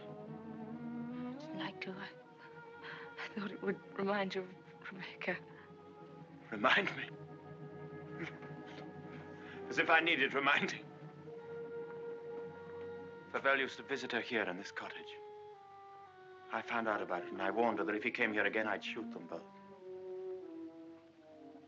One night, when I found that she'd come back quietly from London, I thought that Favell was with her. And I knew then that I couldn't stand this life of filth and deceit any longer. I decided to come down here and have it out with both of them. But she was alone. She was expecting Favell, but he hadn't come. She was lying on the divan, A large tray of cigarette stubs beside her. She looked ill, queer. Suddenly she got up, started to walk toward me. When I have a child, she said, neither you nor anyone else could ever prove it wasn't yours. You'd like to have an heir, wouldn't you, Max, for your precious Manderley? And she started to laugh. How funny. How supremely, wonderfully funny. I'll be the perfect mother, just as I've been the perfect wife. No one will ever know. It ought to give you the thrill of your life, Max, to watch my son grow bigger day by day, and to know that when you die, Manderley will be his. She was face to face with me. One hand in her pocket, the other holding a cigarette. She was smiling. Well, Max, what are you going to do about it? Aren't you going to kill me? I suppose I went mad for a moment. I must have struck her. She stood staring at me. She looked almost triumphant. Then she started toward me again, smiling. Suddenly she stumbled and fell.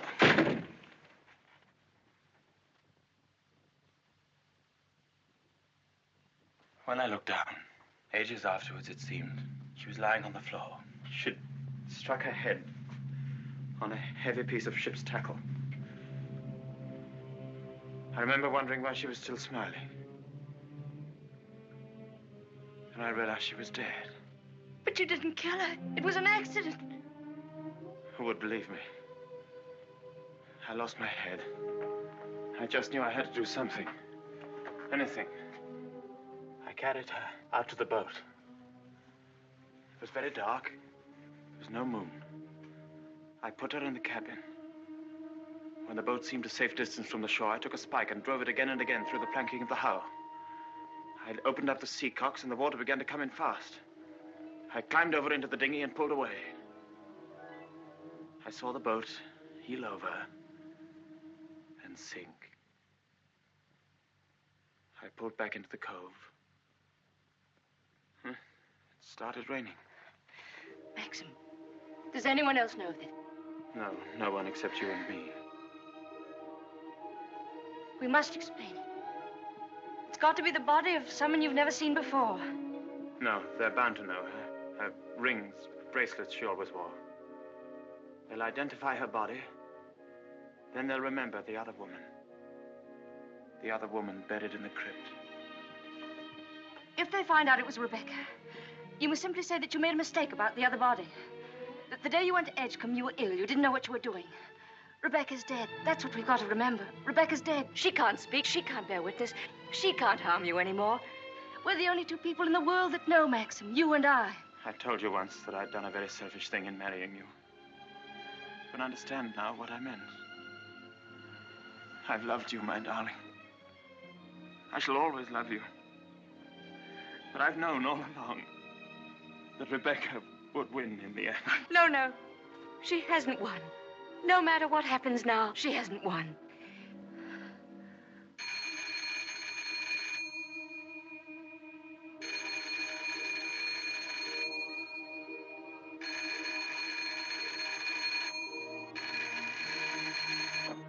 Hello? Hello? Oh. Hello, Frank. Hello, Frank. Yes. Who? Colonel Julian? Yes, tell him I'll meet him there as soon as I possibly can. What? Well, say we could talk about that when we're sure about the matter. What's happened? Colonel Julian called. He's the chief constable of the county. He's been asked by the police to go to the mortuary.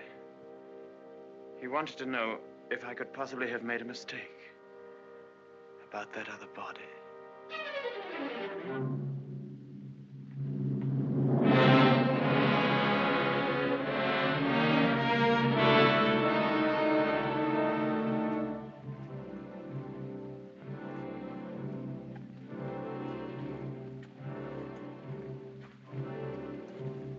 Well, Colonel Julian, apparently I did make a mistake about that other body. The mistake was quite natural under the circumstances. Besides, you went well at the time. That's nonsense. I was perfectly well. Oh, don't let it worry you, Maxim. Nobody can blame you for making a mistake. Pity is you've got to go through the same thing all over again. What do you mean? Well, there'll have to be another inquest, of course. Same formality and red tape. Oh. Wish you could be spared the publicity of it, but I'm afraid that's impossible. Oh, yes, the publicity. I suppose Mrs. de Winter went below for something, and the squall hit the boat with nobody at the helm.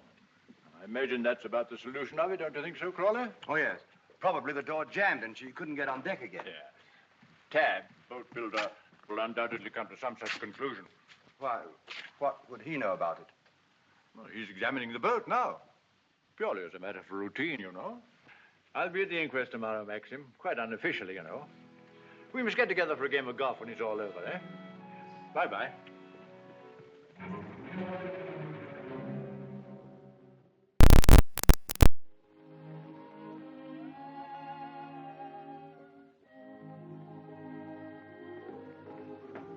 I have the evening papers, madam. Would you care to see them? Oh, no, thank you, Frith. And I prefer that Mr. De Winter weren't troubled with them either. I understand, madam. Permit me to say that we're all most distressed outside. Oh, thank you, Frith. I'm afraid the news has been a great shock to Mrs. Danvers. Yes, I rather expected it would be. It seems there's to be a coroner's inquest, madam? Yes, Frith, it's purely a formality. Of course, madam. I wanted to say that if any of us might be required to give evidence, I should be only too pleased to do anything that might help the family. Oh, thank you, Frith. I'm sure Mr. De Winter will be very happy to hear it, but I don't think anything will be necessary.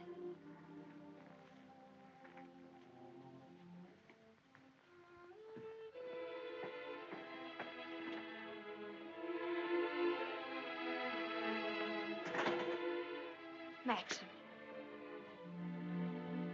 Hello, darling. Oh, Maxim, I'm worried about what you'll do at the inquest tomorrow. What do you mean?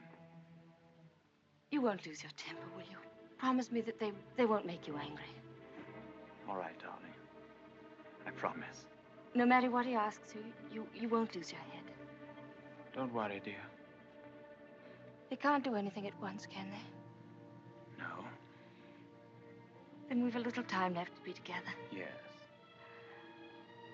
I want to go to the inquest with you. I'd rather you didn't, darling. But I can't wait here alone.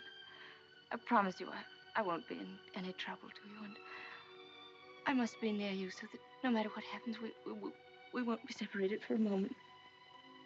All right, dear.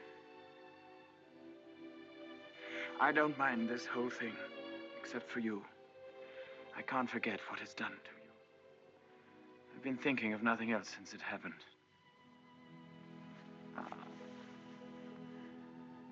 It's gone forever.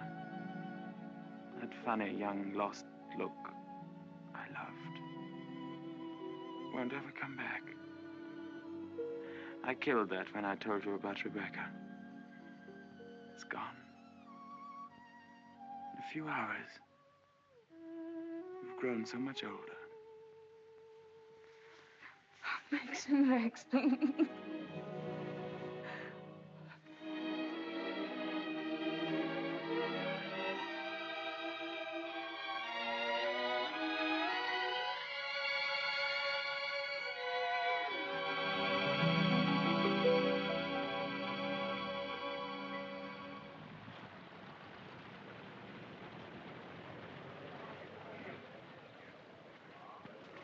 Black Jack Brady was his name.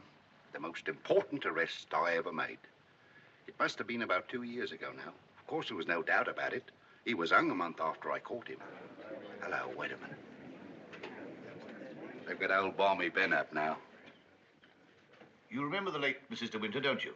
She's gone. Yes, we know that. She went in the sea. The sea got her. That's right, that's right. Now, we want you to tell us whether you were on the shore that last night she went sailing. Eh? Were you on the shore that last night she went out when she didn't come back? I didn't see nothing.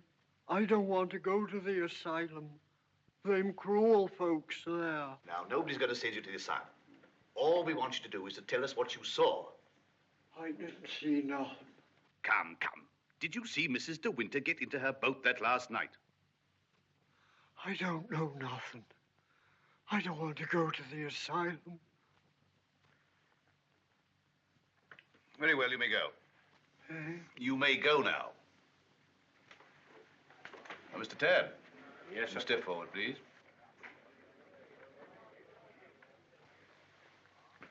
The evidence you give is calling me the truth, whole truth, nothing but the truth, sir. I do. So help me. The late Mrs. de Winter used to send her boat to your shipyard for reconditioning. That's right, sir. Can you remember any occasion when she had any sort of accident with the boat? No, sir. I often said Mrs. de Winter was a born sailor. Now, when Mrs. de Winter went below, as is supposed, and a sudden gust of wind came down, that would be enough to capsize the boat, wouldn't it? Excuse me, sir, but there's a little more to it than that. What do you mean, Mr. Tabb? I mean, sir, the seacocks. What are the seacocks? Oh, well, the seacocks are the valves to drain out the boat. They're always kept tight closed when you're afloat. Yes? Well, yesterday, when I examined that boat, I found they'd been opened. Well, what could be the reason for that? Just this. That's what flooded the boat and sunk her. Are you implying? That boat never capsized at all. I know it's a terrible thing to say, sir, but in my opinion, she was scuttled. And there's them holes. What holes? You know, planking. What are you talking about? Of course, that boat's been underwater for over a year.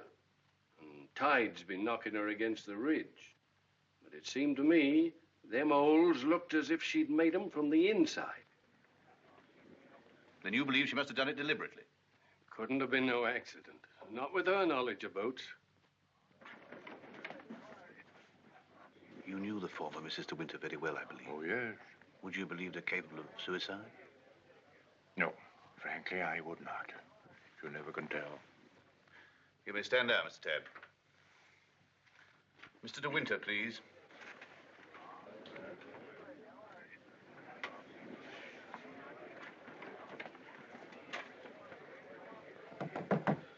I'm sorry to drag you back for further questioning, Mr. de Winter, but you've heard the statement of Mr. Tabb. I wonder if you can help us in any way. I'm afraid not. Can you think of any reason why there should be holes in the planking of the late Mrs. de Winter's boat? Well, of course I can't think of any reason. Has anyone ever discussed these holes with you before?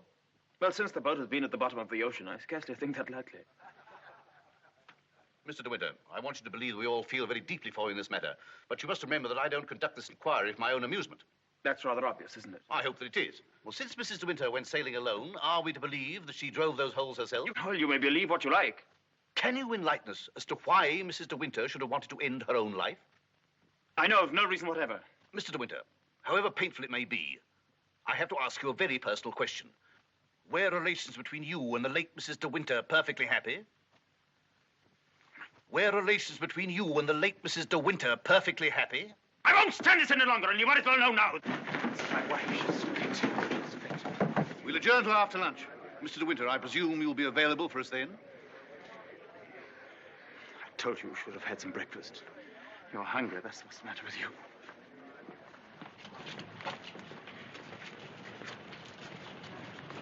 Mr. Frith thought you might like to have some lunch from the house and sent me with it. Oh, that's fine, man. And can you pull around the corner? Very good, sir.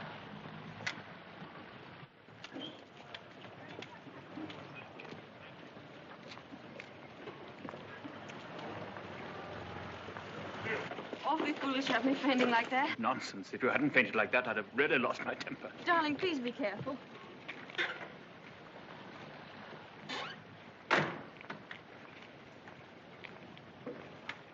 Darling, wait here a few moments. I'll see if I can find old Frank. Of course, darling. Don't worry about me. I'll be all right.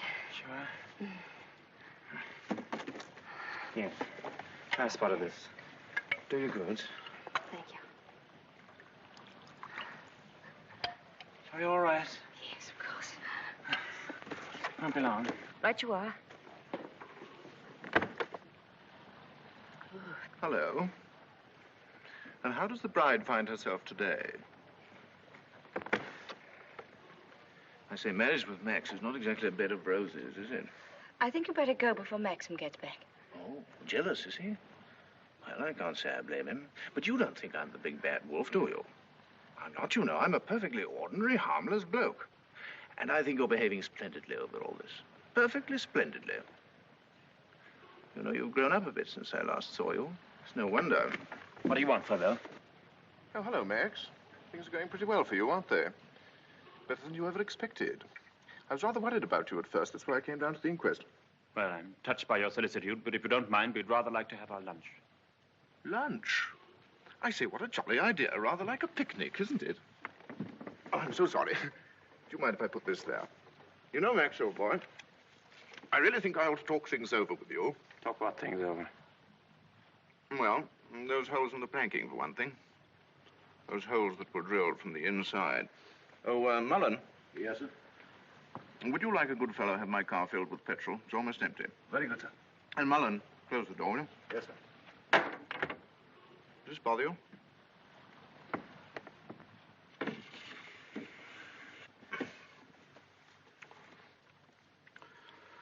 You know, boy, I have a strong feeling that before the day is out, somebody's going to make use of that rather expressive, though somewhat old-fashioned term, foul play. Am I boring you with all this? No? Good. Well, you see, Max, I find myself in a rather awkward position. You've only got to read this note to understand. It's from Rebecca. And what's more, she had the foresight to put a date on it. She wrote it to me the day she died. Incidentally, I was out on a party on that night, so I didn't get it until the next day. And what makes you think that note would interest me? Oh, I'm not going to bother you with the contents now, but I can assure you that it is not the note of a woman who intends to drown herself that same night. By the way, what do you do with old bones? Bury them, eh, what? However, for the time being... You know, Max, I'm getting awfully fed up with my job as a motor car salesman. I don't know if you've ever experienced the feeling of driving an expensive motor car that isn't your own, but it can be very, very exasperating. You know what I mean. You want to own the car yourself. I've often wondered what it'd be like to retire to the country, have a nice little place with a few acres of shooting. I've never figured out what it would cost a year, but I'd like to talk about it with you. I'd like to have your advice on how to live comfortably without hard work. Hello, Flavel. Are you looking for me, Maxim? Yes. Mr. Flavel and I have a little business transaction on hand. I think we had better conduct it over at the inn. They may have a private room there. Well, see you later. Find Colonel Julian. Tell him I want to see him immediately. Come on, Flavel, let's go.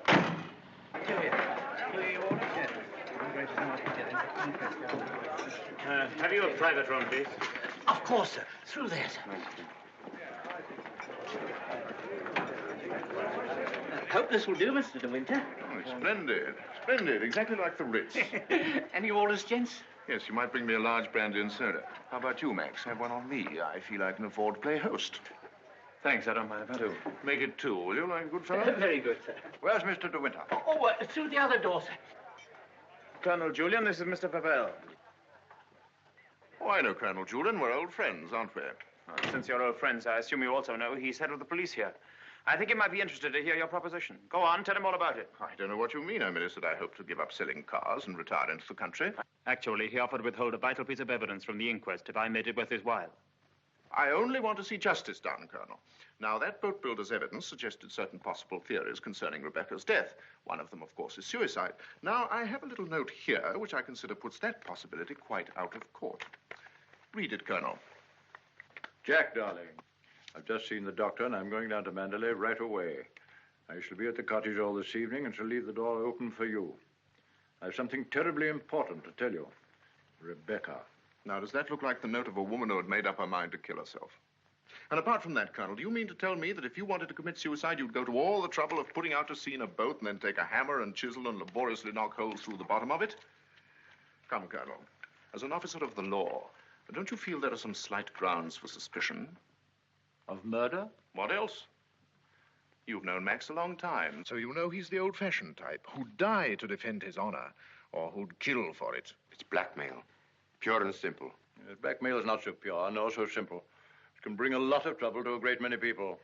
And the blackmailer sometimes finds himself in jail at the end of it. Oh, I see. You're going to hold de Winter's hand through all this.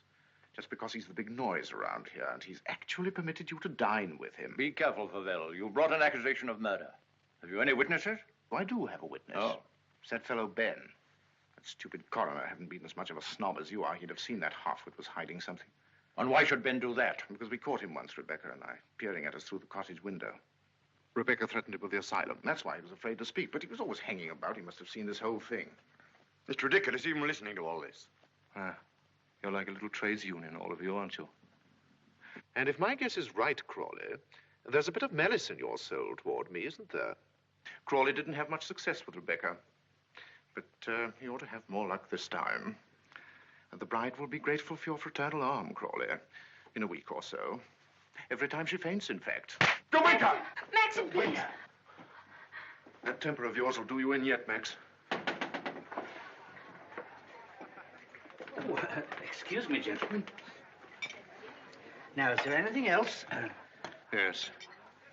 You might bring Mr. De Winter a sedative. No, nothing at all. Just leave us. Very good. Now, Favell, let's get this business over.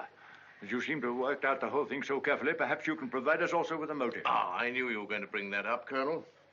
I've read enough detective stories to know that there must always be a motive. And if you'll all excuse me a moment, I'll supply that, too. I wish you'd go home. You ought not to be here through all this. Please let me stay, Maxim. Surely, Colonel Julian, you're not going to allow this fellow to... My opinion of Favell is no higher than yours, Crawley. But in my official capacity, I have no alternative but to pursue his accusation. I entirely agree with you, Colonel. In a matter so serious as this, we must make sure of every point, explore every avenue. And, in fact, if I may coin a phrase, leave no stone unturned. Here she is, the missing link, the witness who will help supply the motive. Colonel Julian and Mrs. Danvers, I believe you know everyone else. Won't you sit down? No offense, Colonel, but I think I'll put this to Danny. She'll understand it more easily. Danny, who was Rebecca's doctor? Mr. De Winter always had Dr. McLean from the village. Now, you heard. I said Rebecca's doctor in London. I don't know anything about that. Oh, don't give me that, Danny. You knew everything about Rebecca. You knew she was in love with me, didn't you? Surely you haven't forgotten the good times she and I used to have down at the cottage on the beach. She had a right to amuse herself, didn't she? Love was a game to her, only a game. It made her laugh, I tell you. She used to sit in her bed and rock with laughter at the lot of you. Can you think of any reason why Mrs. De Winter should have taken her own life? No, I refuse to believe it. I knew everything about her, and I won't believe it. There, you see, it's impossible. She knows that as well as I do. Now, listen to me, Danny. We know that Rebecca went to a doctor in London on the last day of her life. Who was it? I don't know.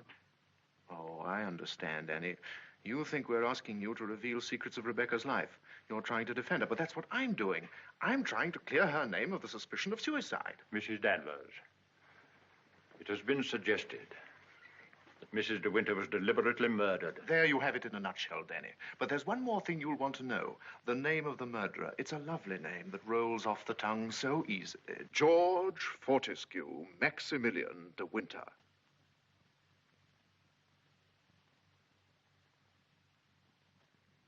He was a doctor. Mrs. De Winter sometimes went to him privately. She used to go to him even before she was married. We don't want reminiscences, Danny. What was his name?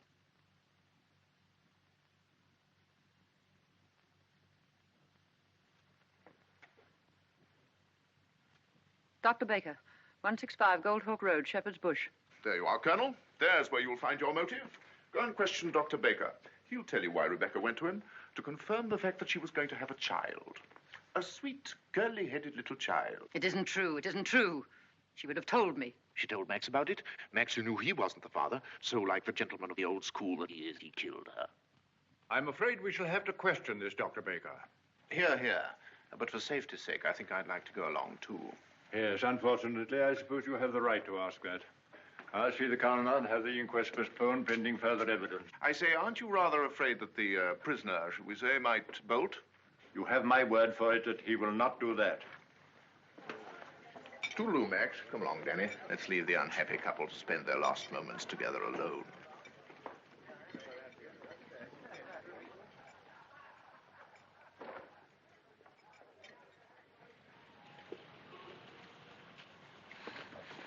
Are you sure you don't want me to go with you, Max?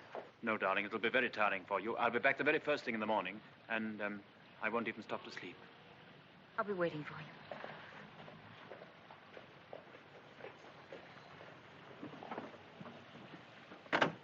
Ready, Maxim? Yes. You two go on ahead. I'll follow with Favell.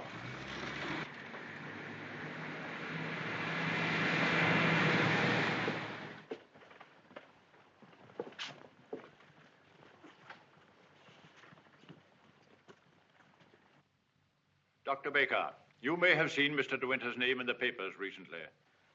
Oh, yes. Yes, in connection with the body that was found in a boat. My wife was reading all about it. A very sad case. My condolences. No, this is going to take hours. Let me... Don't bother, Favell. I think I can tell Dr. Baker. We're trying to discover certain facts concerning the late Mrs. De Winter's activities on the day of her death. October the 12th last year. And I want you to tell me, if you can, if anyone of that name paid you a visit on that date. I'm awfully sorry. I'm afraid I can't help you. I should have remembered the name De Winter. I've never attended a Mrs. De Winter in my life. Well, how can you possibly tell all your patients' names? I can look it up in my engagement diary, if you like. Did you say the 12th of October? Yes. Here we are. No. No De Winter. Are you sure? Well, here are all the appointments for that day. Ross, Campbell, Stedall, Perino, Danvers, Danny? What the devil? Would you read that name again? Did you say Danvers? Yes, I have a Mrs. Danvers for 3 o'clock. What did she look like? Can you remember? Yes, I remember her quite well. She was a very beautiful woman. Tall, dark, exquisitely dressed. Rebecca. The lady must have used an assumed name. Is that so? This is a surprise.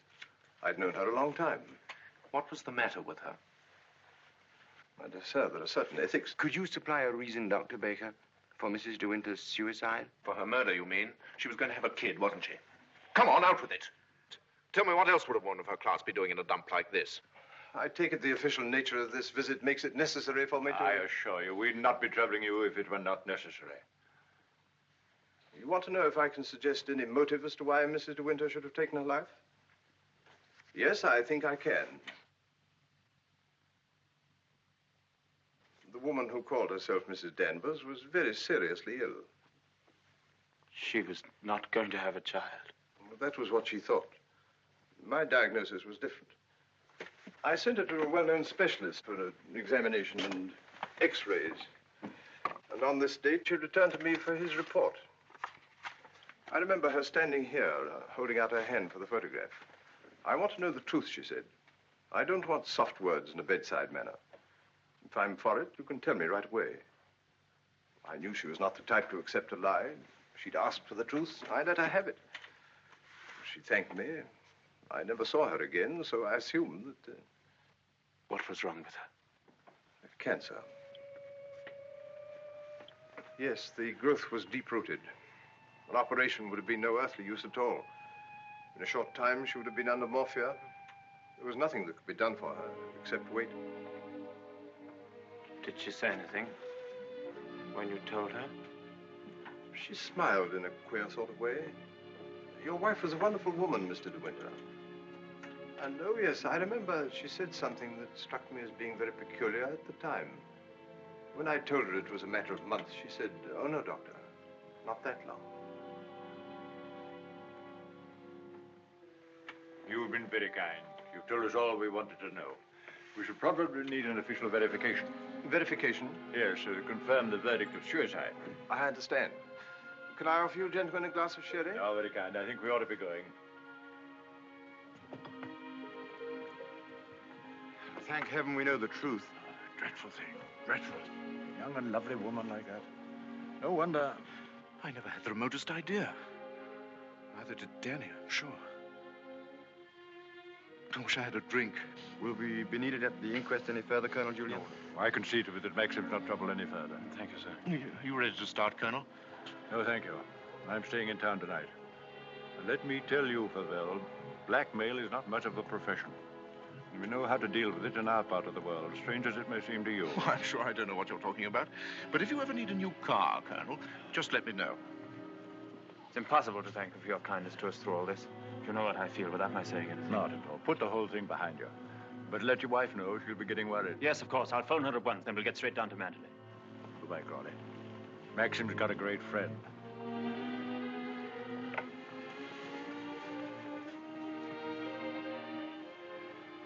Frank, Yes, Maxim? Something you don't know. Oh, no, there isn't.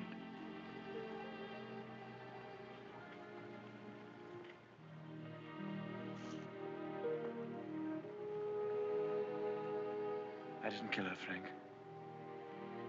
But I know now that when she told me about the child, she wanted me to kill her. She lied on purpose. She foresaw the whole thing.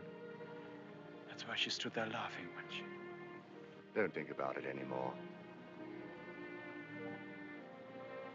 Thank you, Frank. Hello, Danny. I just wanted to tell you the news. Rebecca held out on both of us. She had cancer. Yes, suicide. And now Max and that dear little bride of his will be able to stay on at Manderley and live happily ever after. Bye-bye, Danny. This your car, sir? Yes? Will you be going soon? This isn't a parking place, you know. Oh, isn't it? Well, people are entitled to leave their cars outside if they want to. It's a pity some of you fellows haven't anything better to do. When you phoned, did she say she'd wait up? I asked her to go to bed, but she wouldn't hear of it. I wish I could get some more speed out of this thing. Is something worrying you, Maxim? I can't get over the feeling something's wrong.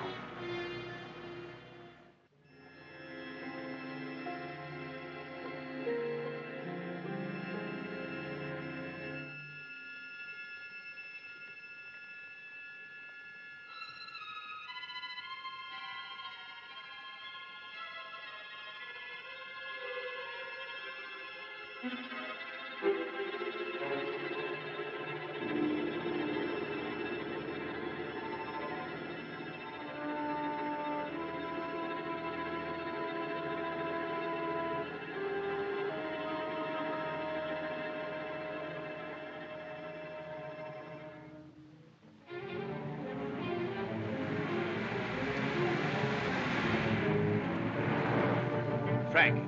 What's the matter? Why did we stop? What's the time? Well, this clock's wrong. It must be 3 or 4. Why? That can't be the dawn breaking over there. It's in the winter that you see the northern lights, isn't it? That's not the northern lights. That's Manderley.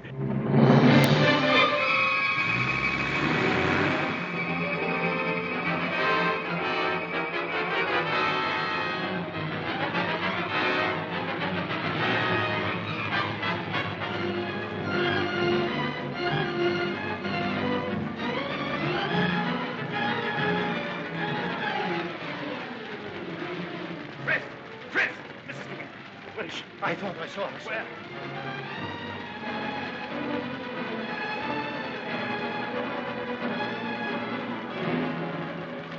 Maxim! Thank heaven you come back to me. Are you all right, darling? Oh, yes. Are you all right? Mrs. Danvers. She's gone mad. She said she'd rather destroy Manderley than see us happy here. Look! The West Wing!